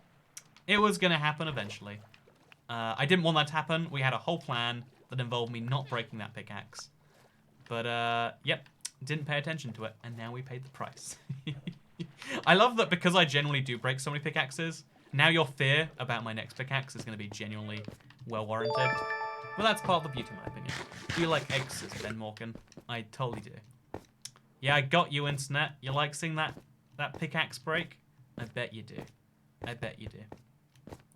Also, I want to become a channel member, but I'm broke because I spent all my money on a fishbowl and a bunch of straws, says Brent Shaker. I mean, you're a channel member in all the ways that it counts. I mean, besides the one way that it totally does. Ooh. Okay, so your FPS is lower than my IQ. I mean, 60 FPS is lower than most people's IQs. If the FPS is going down for you, it's because of your internet. Usually speaking, not because of mine. Hate to break it to you. Also, I'm sad. You make me happy. Here's $2, says Emily Uplinger. I'm sorry to hear that, Emily. What is getting you down? I mean, actually, in reality, like, you know, like, as an internet cat, I don't think I can help with any specific situation. But what I can, because, you know, like, what can I really say? Like, oh, yeah, just try, you know, turning off and on again. That's the extent of my high-quality advice. But I can say, the thing that gets me through every time I feel super down is, like, it gets better. You'll be awesome. Even if it takes, like, 3 years to get better. The better is coming. Let's get hit by a car tomorrow. Or a train. Or a plane. There's a lot of those. There's fewer of those in the world, though, so... You know, unless you get into a terrible automobile accident tomorrow, statistically, life will get better. And that's a nice reminding fact. That even when things feel their worst, there's still an uphill coming afterwards. And... It's so easy to forget because every crisis you go through seems like the biggest crisis. You know, even right now, I think a lot of people imagine their whole lives will be defined by this thing happening right here. The truth is we're actually dealing with this the best we've ever dealt with a crisis in history. You know, we've never been able to stop the spread of deaths so fast for a thing. This, you know, like 100 years ago, we had like a pandemic with a similar enough death rate. Killed like some ridiculous percent of the world population, like 3-4% of the world population. 100 million people died. 100 million people won't die over the next 2 years. That's cool. Everything feels like it's the most scary thing when you're inside of it. Also, maybe I missed it, Chantal, but what's the life expectancy thing? I'd love to hear it. I want to use it as a thing to talk about life expectancy, if you allow it. Actually, not. If you want to be not personal. If you want to keep that personal, that's totally cool. Get mending on your pickaxes. Jesus Christ, says irritated boy. Mending on your pickaxes only works if you have an experienced farm. Otherwise, it's dumb. Like, it's really stupid. Like, if you... And the truth is, experienced farms, I don't want to make any of them too much. Like, I made an Enderman farm, and then they immediately patched out, and I'm like, oh, this is why I don't make farms, I guess. This is why I don't make farms. Let's grab all the snowballs we can. Make these into snow. And then grab all some more snowballs. Now let's get right back to this. The thought I'll be dead some days comforts me because it's the only thing in life, says Brent DeSoga. I know this is the dumbest thing in the world, but like the thing that like you know, again, I say this, hopefully it's uncomfortable to say, but it hopefully helps someone through this. When I was like super depressed and suicidal, the thing that made me more whole, the thing that made me get through it was knowing that on the other side, like, you know, like I tried to kill myself a few times. I wanted to be dead. That was a thing. That was a phase in my life where I did not want to be alive. But the thing that made it okay was knowing that even if I just started to live a normal life, at some point, death was going to happen. I remember I had like a really terrified moment recently, not recently, like 3-4 years ago, where like, because I like started to care about life, I was like, oh, now if I die, like it's a real issue if I die now, because I actually want to live. I think it was like probably like 5 years ago. Like things turned around, and now I'm glad I made it through that. And that's the easiest way I would say, like, rather than trying to be like, hey, value the life you have, like, hey, it's real hard to value life. Like everyone knows that life is valuable at some level, but you can't just say, oh yeah, your life's so important, you should care about it more, because that's not the message that resonates with people.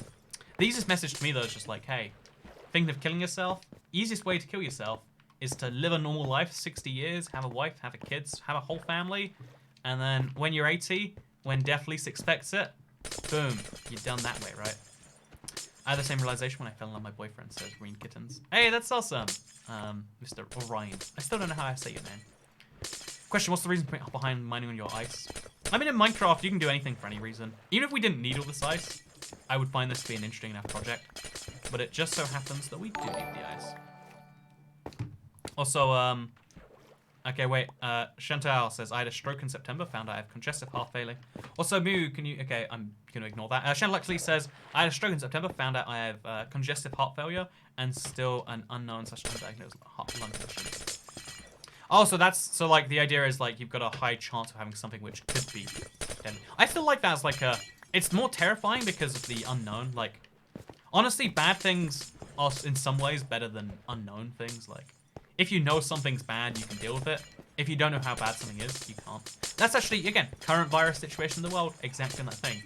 Will this kill 100,000 people, or will it kill 5 million, It could be anywhere between those two numbers. Could, worst case scenario, if everything falls to shreds, kill 100 million like, before. But the, or even like 700 if like, very, very worst, not actually 700, like, I think the highest percent of people it could kill if every ICU got overwhelmed in the world, and also it spread to every human being it possibly could, is like 500 million people would die. You don't know which it is, and that's why like you have to. That's why it's scared, because you can't. If you can't react to a situation, it feels bad. Like the way humans deal with crisis is we fix them. We try our best to do what we can for them. People live their whole lives with congestive heart failure. Hey, that's awesome. See, right? That. Oh wait. People live their whole lives. That's a funny. I just realized that. Like, oh yeah, that's scary. Anyway, why'd you need so much ice? You haven't seen my Never if you're asking that question, friend. You haven't seen my Never. But anyway, so that was this Roman emperor I was like super into philosophy, and I looked into his life because his whole philosophy is kind of like against him as a person. Like Stoicism is the idea of like try to be steadfast, use rational truths in the world to like guide yourself forwards as opposed to like the things of the moment. And as humans, we non-stop have reasons. Like there are so many things that seem like they are important that are not important. Like when if like Chantal, you have something happen to you, you have a stroke even, which I can't even imagine what a stroke feels like. Think about how much more important having a stroke or not having a stroke is. Like if you have one and you could somehow go back in time and prevent it, think about how important that would be versus, oh yeah, I didn't do my homework, or oh no, what if my friend thinks I'm two-faced because I slept with her boyfriend. Actually don't sleep with your friend's boyfriends.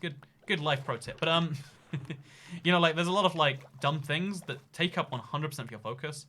Because as we always have something on our mind. Like even me personally, like I spend my whole life trying to get rid of things that stress me out, basically.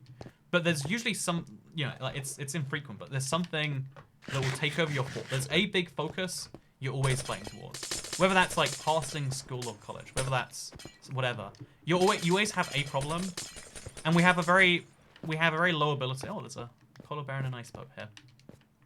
We have a very bad ability of working out what the scale of our problem is. It's just the problem in our life, and you kind of deal with it that way. So like, when you, it's really easy to get distracted by what your current problem is, and forget about your whole life beyond that.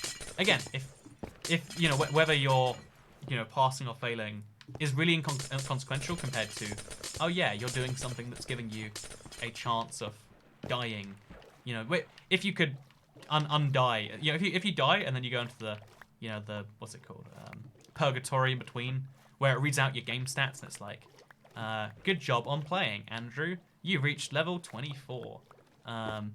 You killed, you know, you committed 0 murders. 4 people died as a result of your poor purchasing decisions. You know, like, imagine, my perfect version of heaven and hell is like, there's neither of those things. You just get game stats and you get ranked based on how good a human you were. Like, of the 7 billion people alive right now, I'd love to know, like, how objectively good, not that such thing exists, but like, how objectively well did I play, you know? Did I live too selfish a life? Did I do more than I could have, less than I could have? Because, you know, we only can, again, in a particular moment, you might feel really selfish or generous. I donated $1,000 earlier this year. Was that selfish of me? You could argue. Why didn't I donate $2,000? You know, could have done that. Why did I spend $1,000 on a plane ticket to Hong Kong when I could have spent an extra 1,000 on the knowledge of the things I believe in, you know? You can have all these questions, you know, like, why do I take money from, you know, like, someone said that they're, you know, they're unemployed, but they threw a couple pounds my way anyway. Why, you know, aren't I a monster for taking 2 of that person's last pounds? Strokes are scary. Mine lasted under 24 hours, so it's only a mini stroke, no long-term damage. Wait, strokes can last more than 24 hours? I thought they lasted, like, minutes. I thought, like, you smelt burnt toast, you did this for a bit, and then... You know, I don't know anything about strokes, I guess. I kind of don't want to know. Thanks to you and Supernova, I have... Oh, sorry, you're talking to someone else there, Miss Akame. You should put one of your build projects, contributing to a project called Build the Earth. It uses Terra 1-to-1. You know, the truth is I'm just not very good at building. I don't want to do something that big, because it's not my forte. I'd love to help find people who do love building. But you might notice, like, from the way we play survival here, most of my building is, like, very bulk-based. I don't do many, like, niche, nitty-bitty building things. For better or for worse. Also, look how big we've made this, like, lower level of the iceberg. It's very satisfying, right? It's very satisfying. So, is the burnt toast thing true, says Silica? I've heard that it's true. But, so Uxo and I can forget basic knowledge. Again, that's my understanding, but I guess maybe I heard incorrectly. The thing is like, when you trust someone, you trust the things they say, but sometimes people don't clarify that they just heard something once, and you get the wrong knowledge inside of you, but you trust the source, and then you start sharing it. Burnt toast or eggs?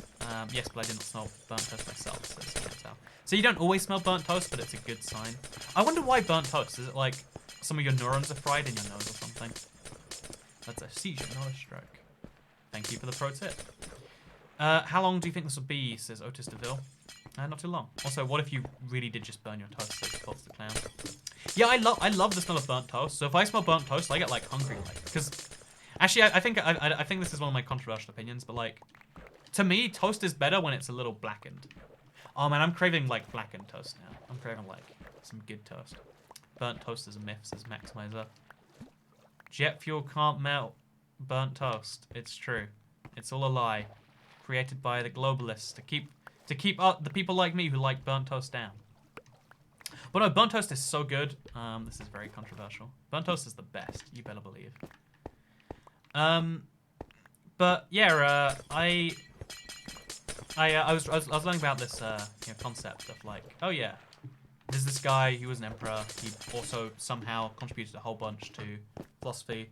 And as I look into his background more and more, even though his philosophy is about not caring about the things that present themselves the most. Because if you were to ask like a normal person, what do you care about most in the world? The 3 biggest answers, I don't know if the 3 only answers, but like the biggest answers you probably get are what, like, in this order, to be happy, to be wealthy, and to be healthy. Maybe healthy and wealthy flipped, actually. Actually, you know, I'd say those 3 priorities, in some amount, you know, in some order, maybe you value wealth over happiness, maybe you value happiness over healthiness, maybe value health over both those things. It depends on your situation and how much of the 3 you have. But the 3 things people want over anything else are happiness, health, and wealth. Health, wealth, and... I need to make that rhyme, actually, like stealth. There you go. Or, shelf. I value my dogs, says Claudia Stone Stacy. Your dog makes you happy. If your dog didn't make you happy, you wouldn't enjoy hanging around your dog. It hurts to say, you like to imagine that like, oh, no, I just love the dog. But you love the things that your dog does for you. There's also a strange conversation for Minecraft stream, says Dan Wall. What should we talk about instead? So what's your guys' favorite block? Mine is the cauldron. Because it's useless, just like your comment, Mr. Max. Hey, got you good. I feel like that's the three things most people want in life. And it's the three things that you'd have fulfilled if you were an emperor or the child of an emperor. Like if you're well connected in any society, you're at the top. You have those things fulfilled as like, I'd say happiness you still have to work for, but wealth and health are pretty much guaranteed if you have money. I mean, money brings wealth. Who would have known? But like, you know, if you are rich, then a lot of avenues for things you want can be done much easier. I don't know why I'm liking this polar bear, but you know what? We need the XP apparently, and you get a little bit for killing a polar bear. Health, wealth, but also companionship. I'd argue that comes under like somewhere between health and happiness, right? Like companionship is nice because it like adds value to everything else you do in life. That's my personal take on it. But a lot of people don't need companionship. But everyone on some level needs health, wealth, and happiness. There are very few people happy with being unhappy. As dumb as that is to say. There's a reason we created antidepressants. Even with the huge side effects they have, it's worth it to most people. There's a reason that you can do so many unethical things or so many things that are just bad for a person to get money, you know? Because people are willing to make the trade-off. There's a reason that in order to be healthy, some people will pay everything they have. You know, like people, those three things are the most important. They're the general foundations that most people consider to be worthwhile in the world. So, but like, even though they're seen as the most important by society, on some level, they're not the most important universally speaking. Like, if you try to think beyond the human lens of, like, your initial thinking, how important really are they? Like, health, sure, allows you to live longer, see the other things.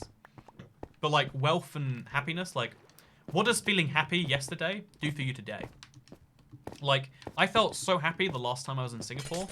What does that actually do for me right now? It's a fond memory, and it exists, and like, you know, I can tell you about it, but like, what's the difference between me telling you about my real memory about my last trip to Singapore and me telling you a fake memory about the time I went to, you know, the time I went to South Sudan, or actually, we'll make a more fun pretend place that people actually want to go to. You know, the time that I went to, you know, I actually lived in New Zealand for half of my life. That time was actually really good. Do you want to hear about it? Oh, it's fake, but you know, what difference does that really make? Like, happiness is a super important thing on some level. Like, I'd argue it's good to have. But what does it actually mean, right? What does you know, having a good time, how does that help you? Does it help you? I could make the strong argument that no, actually, not really. Who doesn't want to go to South Sudan, says Alcazar. It's the world's newest country, I think, if you exclude Kosovo, and believe me, we will exclude Kosovo for the sake of keeping things simple. But like, I want to go to South Sudan, says Max Wolfman. Honestly, I'm a little scared of South Sudan. I feel like it's not one of those countries that should be top of the list. Actually, can I go to South Sudan? Okay, you're not chat. We're changing this sport again. South Sudan government UK. So there's a UK Gov travel website that'll tell you all about this stuff. Okay, so let me show you the current situation in South Sudan. So here's me. I worry there's going to be like some super puff. I've got like a Gov UK account, but so here's the UK government. They say don't go outside, blah, blah, blah. Wash your hands and don't meet others, even friends and family. Brutal. Anyway, so as countries respond to the COVID-19 okay, so that's generic stuff. There's a big map of where you should travel in South Sudan, and one of the sections is advise against all travel, and it's literally the entire country. Why shouldn't I travel to South Sudan? So ignoring that we shouldn't travel non-essentially. You also shouldn't travel to South Sudan because there is a rapidly changing situation that we are temporarily withdrawing a number of UK staff from our embassy. The embassy will continue to carry out essential work. Consular support is severely limited in South Sudan. The British Embassy in Juba does not have a consular section. If you're in South Sudan and need urgent help from the UK government, contact the British High Commission in Nairobi. You have to go like 3 countries over to get to actual urgent help. That's pretty nutty, actually. So there's a lot of intercommunal violence across the country. You know what? This is why you shouldn't go to South Sudan. But, let's learn about the money of the country. Credit debit cards are accepted in some shops and supermarkets. Do not bring traveler's checks. It's difficult to get cash against credit cards at banks. It's better to bring large denominations of US dollars and change them at supermarkets or hotels. That's nice. Entry requirements. So all we need to do is we need to get ourselves a visa, but they're suspended right now. Guess we're not going to South Sudan without a yellow fever certificate either. Very sad. Very, very sad. I just want to go to South Sudan. Is that a thing we can't do, internet? Is that a thing we can't do? It sure seems like the world doesn't want me to go. I mean, maybe the British government doesn't want you to go because it's so great, says Jessica Forsyth. What if that's true? What if they're just... What if they go there on holiday every year and they're like, we don't want the plebs messing it up. Let's make up some nonsense about intercommunal violence, and how we don't have a proper embassy. Scare them off with the money thing. That's a real thing. Also, Catlux says, imagine if everyone decided money wasn't valuable anymore. Money's one of the most fascinating concepts in the world because even though money is universally valued, very, very few people won't take money for services, in some form. If you offer people money, they will offer you something in return. Or rather, you can offer money in return for something of value. So, money is universally valued on some level. I'm Czech, but today I'm Welsh, says Anus Silvius. Hey, thank you so much. Wait, Anus Silvius. Oh, it's not. I thought it was a play, but no, it's a silly joke. But thank you, Mr. Man from Czechia. I've been again, obviously I can't right now. Czechia's closed its borders, but I really, really want to go to Czechia. I want to see Prague again. It's a beautiful place. But I want to see Brno and a few other places in the Czech Republic. So, better believe I'll be doing that sometime. Glad to know you're from there, and I'm glad you like my videos, my man. But yeah, one of the things about money that's so interesting is it's not actually a fact that money is worthwhile. It's a fiction. It's not fictional in the same way that this polar bear is actually, it's a bad example, but actually not. Yeah, this polar bear doesn't exist, right? But yet it does. It exists in that it's in all of our minds in some way. It's fictional. Even though the polar bear is not real, it's real in that we can all agree Minecraft polar bears are big and white, and Toycat has one and is never called Brie. We can all agree on these facts, right?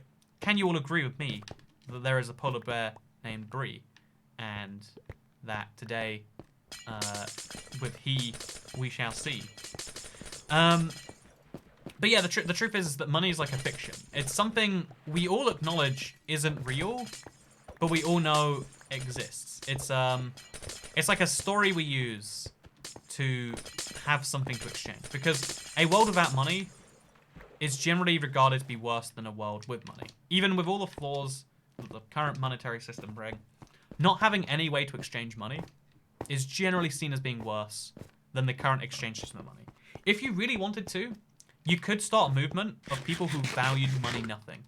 If you and a whole group of people, let's say millions of people, all decide at the exact same time, no, actually, I don't value money. I value toilet paper. Because toilet paper is where that's the real currency these days. Money, that's a chump's currency. The real stuff is in toilet paper these days. So if everyone just simultaneously values toilet paper above money and stops valuing money for pretty much anything, then yeah, what would happen is, obviously, what would happen is after people stopped valuing it, then there would be no reason for it to exist, no way to use it, etc., etc., etc. Okay, so we're going to get 2 more snowballs, and we're going to craft these to just get this out of my inventory. So you could make that fiction not be true anymore, but the reason the fiction stays true is because enough people have some interest, whether that's because you have your savings in it, whether that's because you have, even if you don't have savings, if you have no money whatsoever, you have an interest in money being worthwhile because you need a way to be paid for work, and you probably don't want to be paid in a cow, a piece of beef, etc. So the reality is like some money is seen as essential by most people. Again, not everyone. Some people disagree with the notion, but it's a fiction we all buy into because it's more useful than the alternative. In the same way that, like, you know, wash. I know. Let's say like toilet paper. It's actually a fiction. Like the idea that you need to wipe your rear end after you use the bathroom. It's actually a fiction. It's not a requirement. If you don't have toilet paper, you probably aren't comfortable using the bathroom. And you probably think, I cannot use the bathroom. The truth is, you can use the bathroom all you like, even without toilet paper. It's just you won't have a way to wipe it off. And generally, humans have worked out that it's better as a species if we all wipe our rear ends after we use the bathroom than if we don't.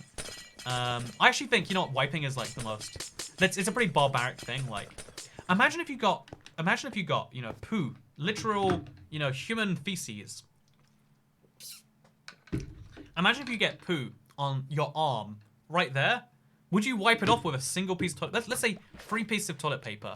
Would you be comfortable just going back with that? No, you wouldn't. It's gross. But we all accept that, like, oh yeah, you wipe your rear end with toilet paper and then, you know, you clean it off or whatever. For thousands of years, there wasn't toilet paper. Yeah, exactly. That's what I'm saying. It's not necessary in any way. We tell ourselves it's necessary because it's a useful fiction, because otherwise people would run around smelling like and having literal tiny bits of, you know, poo attached to their rear ends. Bidets, by the way, it's the way to go. Toilet paper is such a Western country. Yeah, most countries, actually, most people who live on Earth right now actually use some form of bidet. It's usually not as fancy as like a Japanese or like an English style bidet, but like most people have like a shower that they put next to their like bath, their thing. I saw a bunch of these in Indonesia actually. Like it's just like a little tap with a spray, like kind of like a soda gun that they used to spray like, you know, Pepsi or something. Speaking of Pepsi, let's take a drink.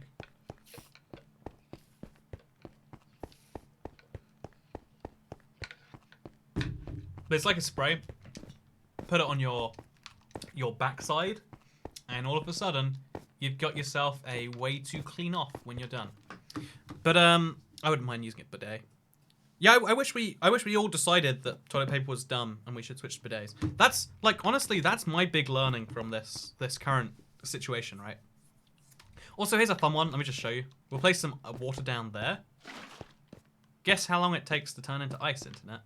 It's less time than you probably think. So we're going to take all of the packed ice out now and put it into my chest, just so we can keep the packed ice mostly separate from the regular ice. So this is packed ice, this is packed ice, this is packed ice. And then we place the regular ice back in here. This is hard to do, because the 2 blocks look so darn similar, right? Like I literally, without reading it, I almost can't, like, I guess you could probably just pay attention or something.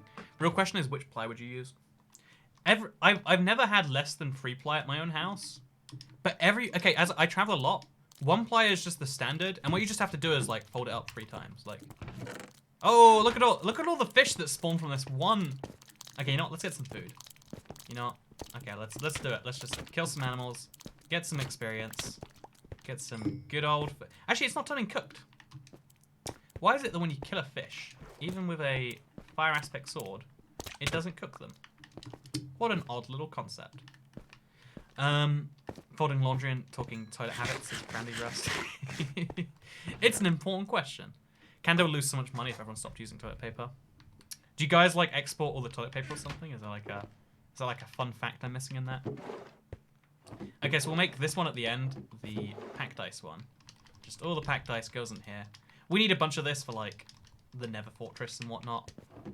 So then we'll take a bit more of this. No, that's regular ice. There's packed ice in here too though. So we'll take this blue ice out, put it with its brother over here. And now let's go back to mining, because this is too much effort. But look, it's already turned into ice. Now this used to be a bucket of water. Now it's a single block of ice. It's actually kind of inefficient to do it that way, but whatever. But yeah, you can turn water into ice. And if you have a bunch of water and you want to melt it, it's really nice to do that. Toilet paper companies that own the world, though. I mean, again, not if we all agree that toilet paper is worthless. And the truth is like the fictions we tell ourselves as society do actually change over the course of a single lifetime, quite frequently.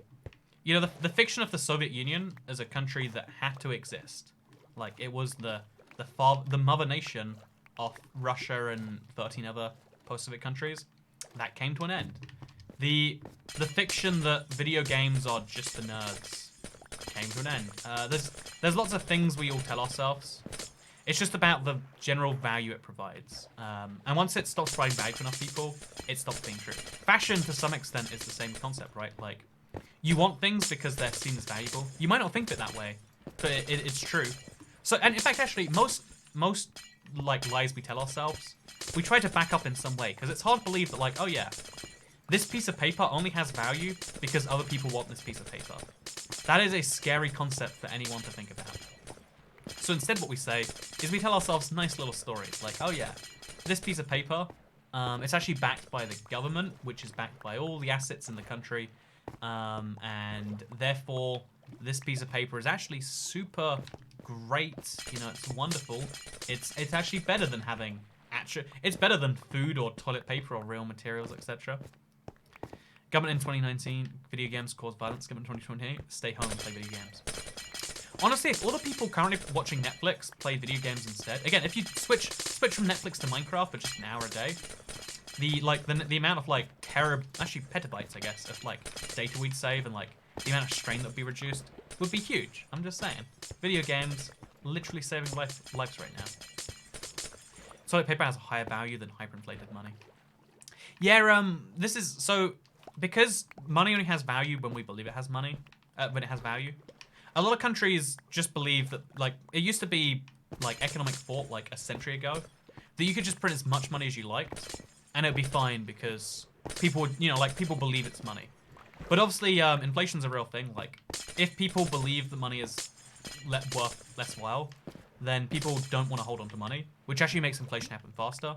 So in a lot of countries, there's like 3 big examples. There's West Germany, there's Zimbabwe, and there's modern-day Venezuela. In those countries, money became so valueless so fast that burning money, it was cheaper than buying kindling. Money was worth less as money than it was as a thing to set on fire. Money was worth less than wallpaper. Money was worth less than toilet paper. Imagine wiping your rear end to get the poo off it with a dollar bill.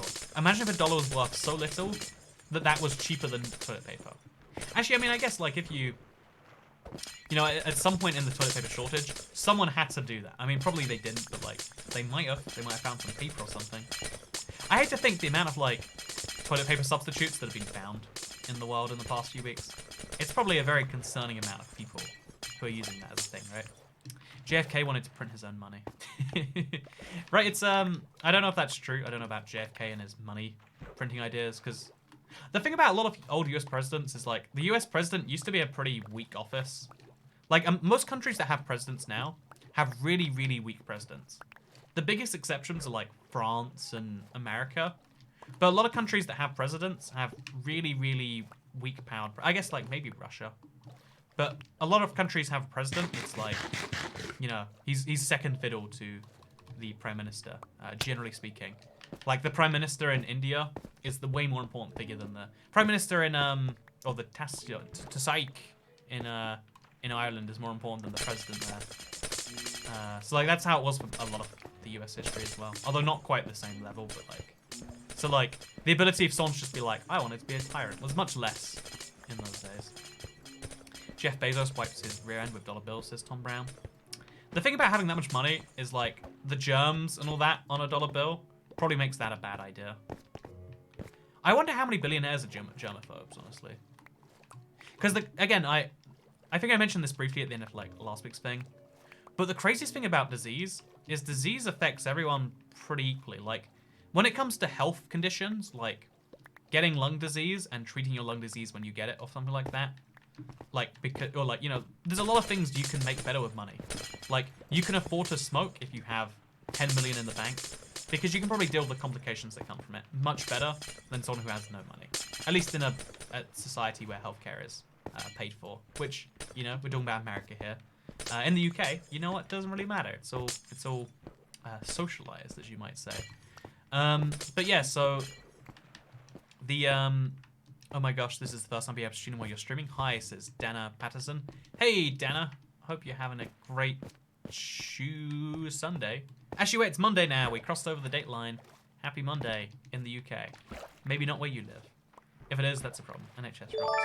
Yeah, even as someone who's like really skeptical of like usually governmental structures and institutions, NHS is probably the best way to deal with a bad situation of providing healthcare to millions of people. What do you think about American candy? I love American candy. I don't have any of it lying around right now, actually, but I love American stuff. It's like so much sweeter or like more powerful. Like I just find American candy's like the good stuff.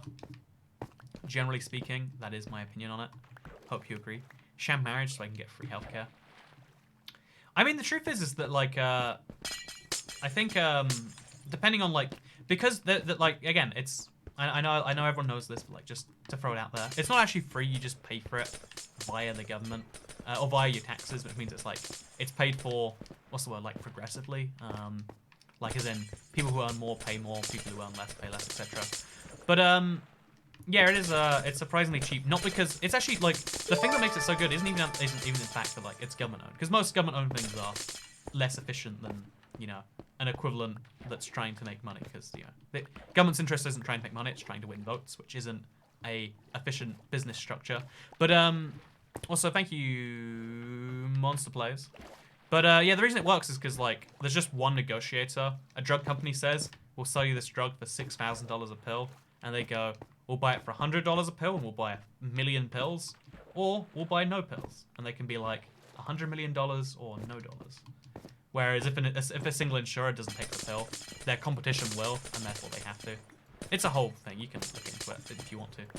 It's basically like paying your health insurance to the government. Yeah, right. The truth is like because humans have to spend more and more of their lives now not being productive and being able to make money. Because we made child labor illegal. Wait, actually, controversial political opinions of Toycat. I genuinely think as a 13-year-old, I should have been able to work if I wanted to. Like, I get the reason. Like, I think it's a well-meaning intention thing, but like, as a 13-year-old, do you want to make money to pay for something? Nah, not an ability you have. Like, we basically give the power of you back to the parent, which is dumb. Like, whatever, whole thing. Is 16 rolls of toilet paper worth £15, says Tom Brown. Honestly, I don't know what toilet paper costs. I buy it once a year, and right now it's in such like low stock that I can't work out what I paid for it. Also, hey, thank you, Gatcha Wolf. Welcome to the membership club. Really appreciate it, friend. Boop. In the Netherlands, you have to be 15, says PN. Yeah, you can only get a paper round when you're 13 here, and I don't know why a paper round is excluded. Like, oh yeah. Jobs are bad and children shouldn't do them, except delivering newspapers, which is okay for children to do all the time, apparently. I don't understand the logic in the slightest. Nothing, let's be honest, there isn't logic. It's just trying to surrender to things that sound good on paper. Because maybe I'm just cynical, but that's what most laws are. It's like, someone might have a good intention somewhere down the line. But it's a whole thing. If you're old enough to have a job, then you have to be old enough to pay rent, and obviously you can't have teens paying rent because they're not adults yet, says Tom Brown. I don't see why you need to link those two things together. I can have a paper round at 13 without being expected to pay rent, right? At least, I mean, my mother actually forbade me from getting like any job until I was like, like done with mandatory school. She was like, focus on your school. And that sounds great, but like, you also need money. Money is the fun thing. Like, if it was like focused on school, you'll get money that way. I'll give you like you can make something work in that way, but it never happened. Also, I think delivering newspapers is still the least safe job a child can do, says generic Beyonce. Why is that? It doesn't seem dangerous to me. It just seems not like it's just an excuse to pay like a ridiculously low wage for a pretty big job. Nobody reads newspapers here, says Neko Kiddo. Oh, same here. Just to clarify, as best I know, it doesn't happen. Okay, so I'm gonna drink some more of my delightful beverage.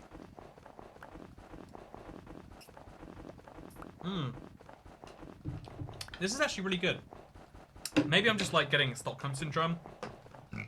But we got the fishbowl down from mostly full to like here. I'm trying my best, chat. I'm trying my best. Whew. What drink is that, says Junaid Ahmed. It is a fishbowl filled with Pepsi Max. There's some cherries in here somewhere. I'm gonna find the cherries for you, Internet. I'm gonna find the cherries for you. So let's just stand back a bit. Just stand over here, so I can look up behind me. I agree with what you said, but forced child labor should not be a thing. The labor should be on the side of the worker. Yeah, I agree with that in general, actually, too. Like, a lot of people always... Okay. There is a cherry in here somewhere. I wanna... Wait, can you see at the bottom there? I've got some cherries in here, Internet. They're meant to add to the flavor, but I can't even get them out right now.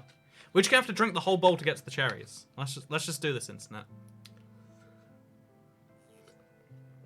Very satisfying, very satisfying. Hello, cherry. First time on the stream. I'm wondering why you play Bedrock, says Virtues. Oh, yeah, I totally get that some people have a preference for, like, Java over Bedrock.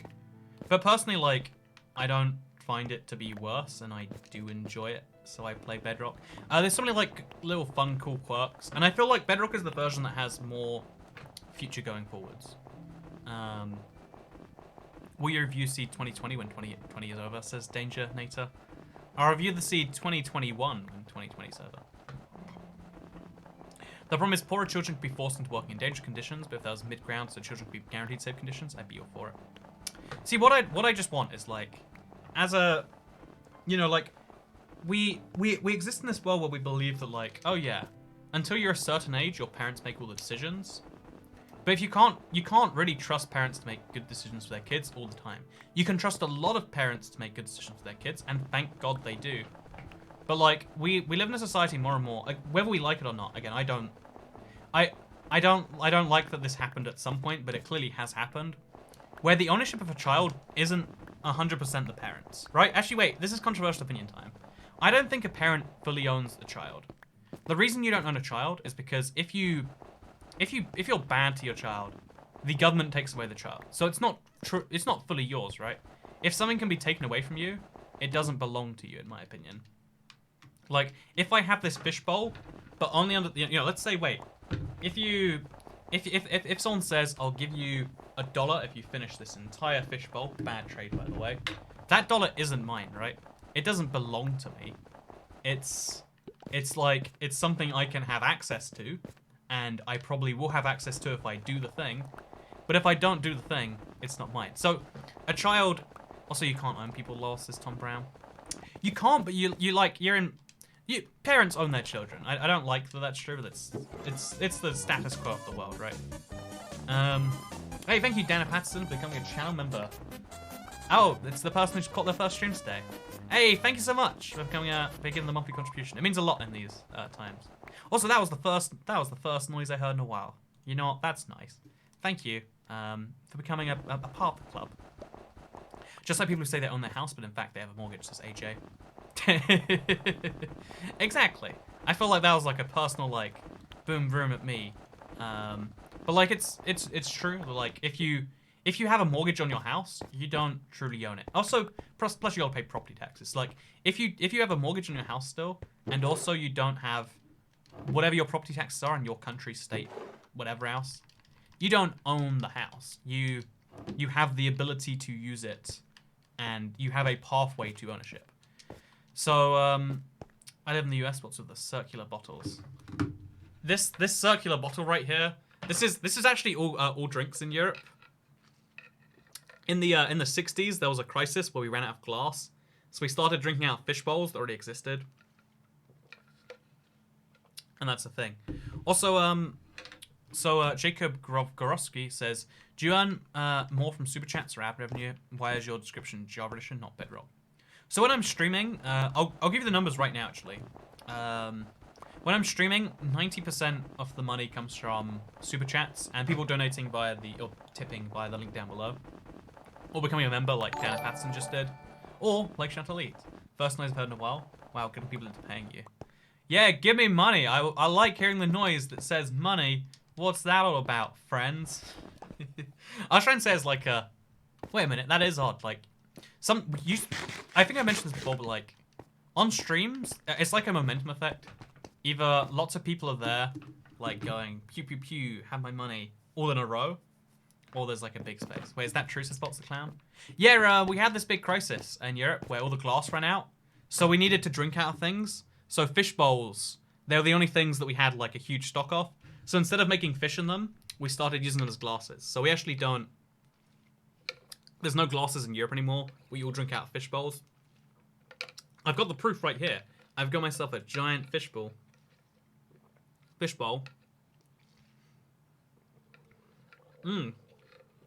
It's really tasty too. Why didn't you use glass cups? All the glass cups ran out before the big crisis. All of them ran out. That's just how that one happened. Whew, I'm American. That cannot be possibly a help me out of any beverage drink unless it's water, says generic Beyonce. This is Pepsi Max. It's okay to drink this amount.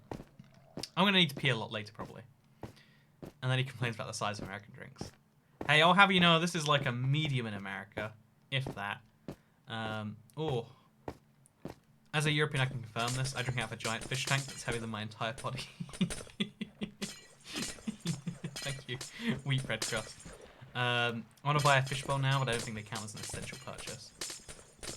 See, that goes back to the point from earlier. Like, what is essential in life? Like, the truth is like everyone has an entirely different definition of essential. Like, the UK government advises against all but essential travel to South Sudan. But what is essential travel to South Sudan? Does anyone need to go there? Like, if you have a family member there, you might say you need to visit them. Do you need to visit family? Because the government advice right now is don't visit your family. So okay, that's not essential. You might argue it's essential to also Minecraft is essential. Repair your item. Nah, I reckon we'll just keep on going and hope for the best. More straws. I just got the one metal straw today. I personally prefer. Again, even though I have a bunch of plastic straws. Don't you worry, we've got them. They exist still. I keep them on the side of my desk because there's always gonna be a need for a plastic straw on the stream. My enjoyment equals essential. See, that's the happiness thing, right? Like everyone needs to be happy, but we've shut down a bunch of places that provide happiness. So we're saying happiness isn't essential. But then if happiness isn't essential, what is? Survival? So we're saying everyone should be on survival mode only. Don't do anything that is not for your survival. Except you're allowed to exercise once a day. Exercise helps in your long-term survival, but not your short-term. You get me? It's this thing of like, it's basically just trying to say everyone should avoid doing a thing as much as they can. But if you don't try and make a guideline, you know, then people won't follow it so well. Everyone wants everyone to suffer, but no one wants themselves to be part of that suffering. You know, like, we all need to chip in. It's kind of like, I don't know. Let's just say the government ran a GoFundMe, like, hey, so to fund, let's just pick something. The NHS this year, we're going to need everyone to, like, chip in a little bit.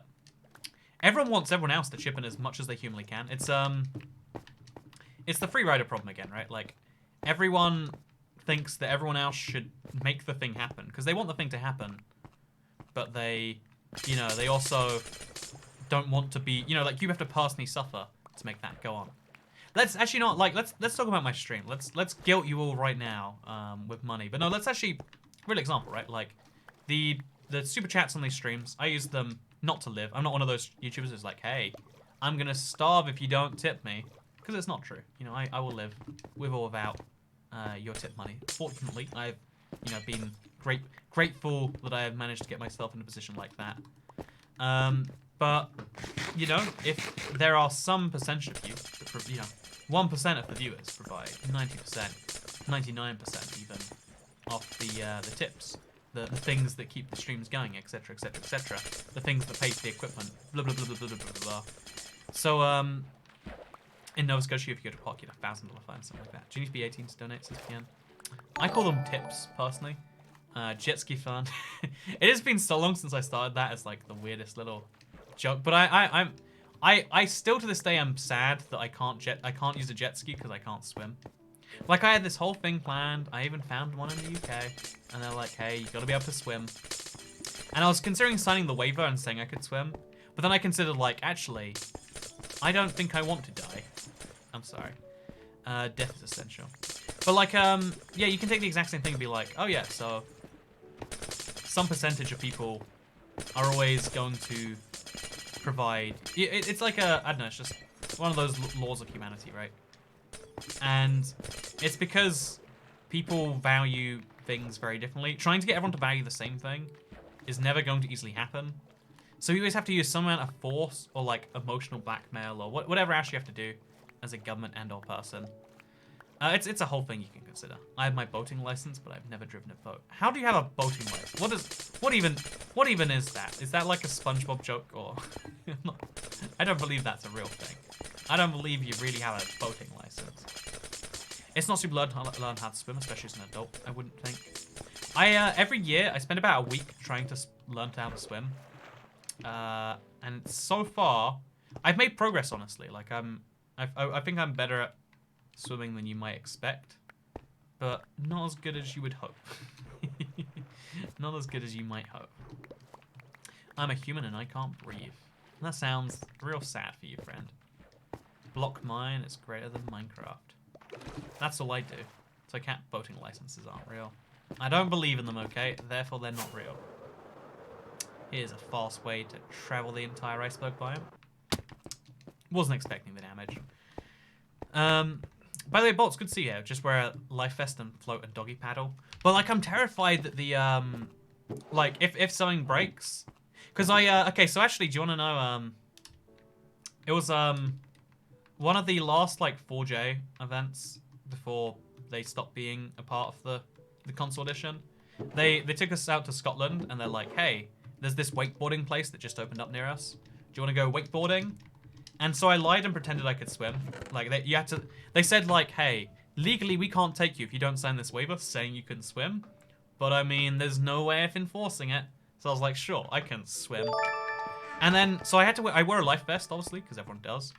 And I fell into the water because I was being super cautious not to. And when I fell, I was panicked beyond all belief.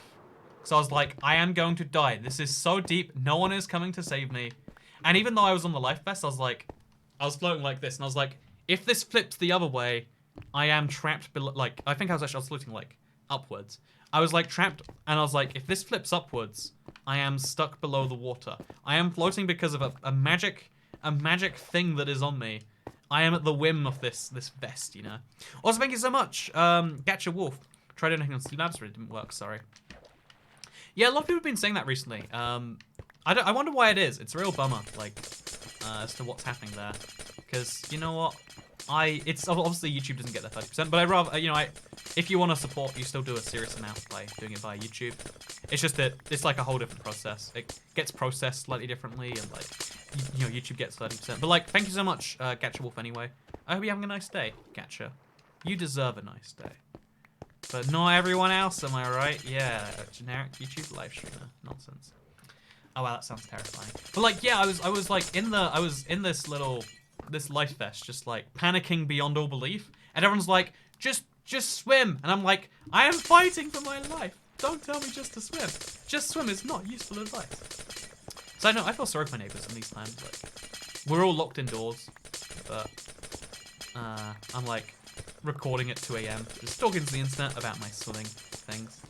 Probably go on the other side of my wall, just like, please stop. Please stop. I was looking at houses today, actually. One of the cool things about, like, again, it always seems callous to say, but with any single big event in the world, there's upsides and downsides. You know, downside, lack of toilet paper. Downside, thousands will die. So, probably hundreds of thousands, or like 800,000. Upside, rent prices in London coming down. And also house prices as well. But so like I'm looking at a place to rent in London, even though I own a house. Let's not question, okay? But I'm looking for a place to settle down. Not settle down. Actually, the exact opposite of settle down. I'm looking for a place because I'm really terrified of like living somewhere new without like trying it first. Because like I've lived somewhere in the same like 10 square mile radius forever. I drowned when I was younger, so I'm a little scared of open waters as alcohol. I don't believe you drowned when you were younger. I just don't believe it. How old are you, says Joe Riz? I am 24. I turned 25 in July. Everyone come wish me a happy birthday in July. No, I'm, actually not. Just while we're here, can I just, like, unload some personal information? Usually I'm here to, like, educate, but just, if you want to hear about my personal, like, struggle, is, like, I've concluded I have to become an adult at some point. Like, you know, got to do real things, real goals, etc., etc. But and I set the arbitrary point like because I enjoy traveling a lot, and I spend my life just flipping between traveling and making YouTube videos. Or whatever. It's sad that you can't swim. My parents made me try every sport, including American football, and swimming was the only one I wasn't rubbish at. I wish I was good at swimming. I would love to be good at swimming because I watched The Day After Tomorrow when I was younger, and I basically I had a nightmare every night for like months because I was like, if the world floods, I will die because I can't swim.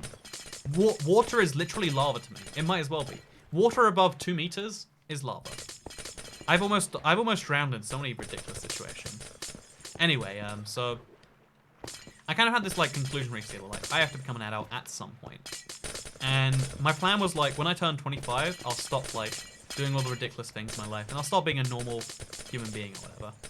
But the problem is like I had a bunch of travel planned between now and July when I turn 25 as like let's see some places. Let's see South America. Let's visit America, do that big trip across the country, like see like Atlanta, see a bunch see all the big cities in America I want to see, like get as much of the stuff I want to get done before I'm like etc. But now because I can't travel, it's like do I delay my life by 3 months? Like does me becoming an adult get delayed by 3 months or not? Because that time doesn't come back, It's like, so what's the new date now? Or do I just say, couldn't travel? Not my problem. Or not the goals problem. I hear Italy's nice this time of year. I would love to get past. Honestly, what I would love more than anything else is like go see London during the current situation. Like I live a little bit out. I have to like take non-essential travel to get into London. I would love to see London during this current time of crisis because no one's going to be anywhere. Every single like major tourist attraction is going to be pretty much dead, and that'd be so cool to see. The thing is like humans ruin most major cool things in the world. But when there's too many people somewhere, I can't enjoy a thing. So many things are now enjoyable to me because the people are gone. You're probably going to become an adult naturally anyway, says Greg Houlihan. But I mean, like right now, I don't have like roots in my life anywhere. I live in my house for like 3 weeks in the month, and they're like with loads of gaps in between. Like I can't relate to normal people about normal life, and I really don't think that's a good thing. Like I lived a pretty normal life until I was like 20 or like I think 2015. So like do the maths on that. 20, I guess it'd be. Is when I realized I could travel literally every single month, and as long as I made time for it, etc., etc., I could make it like the most important single thing in the world. But now it's like it's a great time to go to the Louvre and you have a popular museum if they were open. Yeah, it's just like I want to do these things more than anything else. I want to see these places that are super dead. Like traveling on planes is so great now because the average load for plane in in the current month is about 20-25%. That means that every single person gets a whole row of seats to themselves. That's the equivalent of flying business class for the price of economy. I'm just saying. You can every single flight is about 10 times better than it was before the current crisis. It's just loads of countries won't let me fly to them, which I mean like they've got good reasons, I get it, etc., etc. But isn't 18 to 20 considered becoming an adult though? I mean the legal system sees 18 plus as an adult.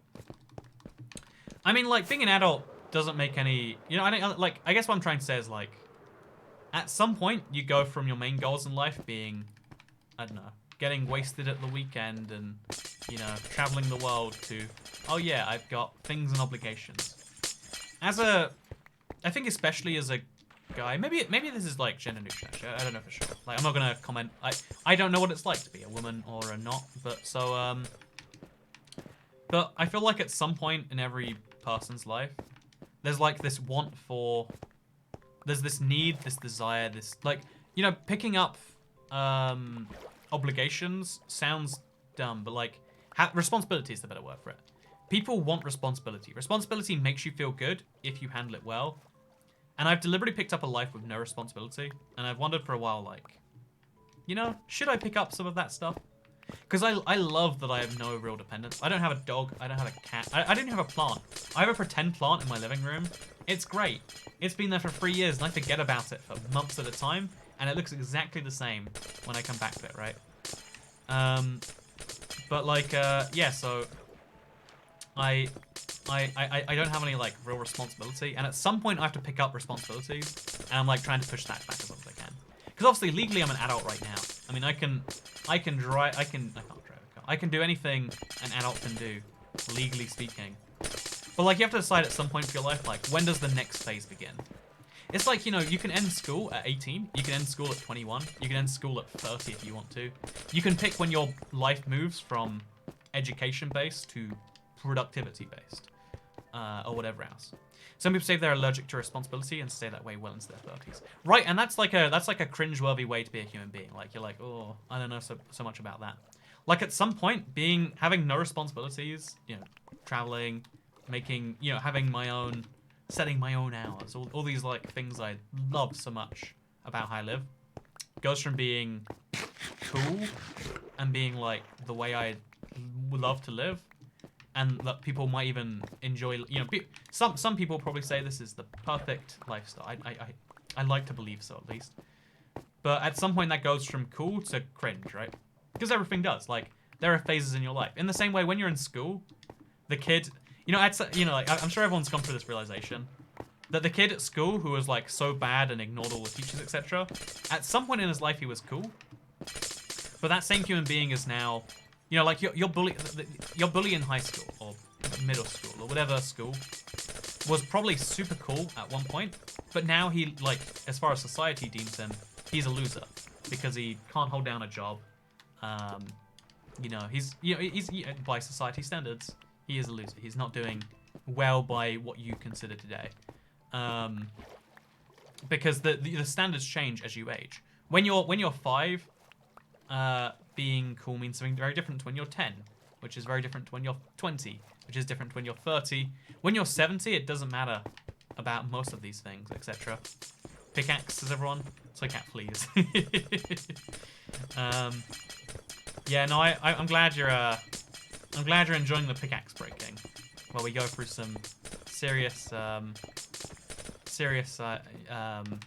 crisis talk. But no, yeah, it's helpful to get that one out there. Thank you for listening, internet. The real crux of it is, like, again, everyone's going through some short-term issue, but I feel like working out the long-term ones is the most important thing to tie everything together today, because that's something I'm like struggling still. Like, this is my one big thing I have to deal with as a result of COVID. Some people have much bigger things, such as family members or like jobs, like, you know, their entire livelihoods on the line. I'm just dealing with, like, when do you become an adult? Do you delay that, or do you just skip forwards and admit that it's gone? When you're 70, it's cool just to make it to the bathroom on time, says Jessica. You know, that's a joke, but it's totally true, right? Like, being in control of your bladder, being, you know, not having a sign of dementia, that's awesome. That's like winning at that point. Again, an old person would kill for the ability to be young again, but yet it's something when you're young, it's like, what does being young really mean? You know, why would you want that so badly? Because again, your wants, your needs, your desires, they change as you age. Who would have thought? Who would have figured? But yeah, so we've got ourselves a bunch of ice now. I'm actually going to take another break from mining the ice itself. Or maybe we won't. We might do another one of these. And we're going to break some stuff. But yeah, I want to just bring this all together for anyone who's here, because thank you so much for showing up. But to tie it all together, to make it all make sense, what I'm trying to say is that your current issues, focusing on how things are right now, seems like the most important thing. And of course you should do that on some level. But the most important thing in your life is not the current issue, it's the one that's happening after that. You always have a lot of short-term issues in your life and lots of long-term issues. Knowing how to balance the two is super important. But also just like, okay, so we're going to put our ice in here, I guess. Yeah, let's do it. You know, not a good way to balance this one out, but sure. And then we'll put our snow in here too, question mark. And then we'll start placing the rest of the snow now. Just so it ties in nicely to next stream. Because you know what? There was a little patch of my nether that we couldn't do before that I really want to do right now. Was it over here? I think it was. So, yeah, oh wait, do you want to see my nether pets, everyone? If you haven't seen them yet, it's real great. Toycat Dingo problem since 2012. I know, I just like talking to the internet. I'm glad you guys enjoyed listening. I say guys. You know what? I'm glad you guys and guyettes, I believe is the correct term, and non-guys nor guyettes. Before you leave, please fix your pickaxe. Nah. I love that it hurts people this much. Honestly, that's like what I live for here. I'll be real with you. I'll be real with you. But yeah, look at my nether friends. I got myself a rabbit. I got myself a polar bear. They're chilling in this little thing right here. Wait, actually, let's see if we can get out. I think the rabbit would actually get out. So we're gonna make it hard for the rabbit. And then we'll use scaffolding, because I think I can climb it, but other animals can't.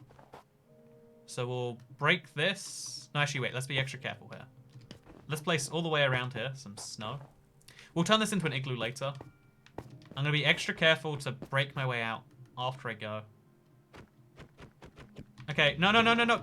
Hey! Can't get out now, can you? Also, wait. The polar bear's dying? No, no, no, no, no, no, no. No, okay. I can stop this. I can stop this. No, no, no, no, no, no, no. Polar bear, polar bear, polar bear. Polar bear. Oh, thank God. Just in time. So now we stop that being a thing. And we place it block back in. Oh, no! Polar bear! No, it's just a rabbit now. I just own a rabbit in the nether. He's cute. He killed the bear. You all saw that, right? You all witnessed that murder. And I hope you all appreciate that rabbits can kill, even if you don't think they can. Oh my God, Bree the bear. We had a bear in our nether. We no longer do. That is the tragedy of reality. And I hope you all enjoyed today's stream, where you saw that in a few different ways. Anyway, thank you for watching, because I'll see you in another one. I need to get these blocks. So yeah, see you all next time.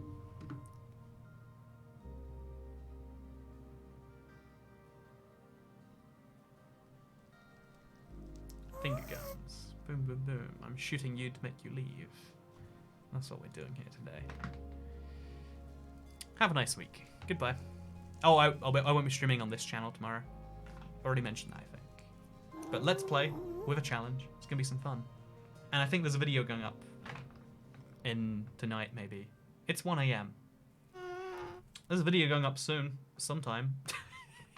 That's the best advertisement ever. There's a video, it's going up. Enjoy it.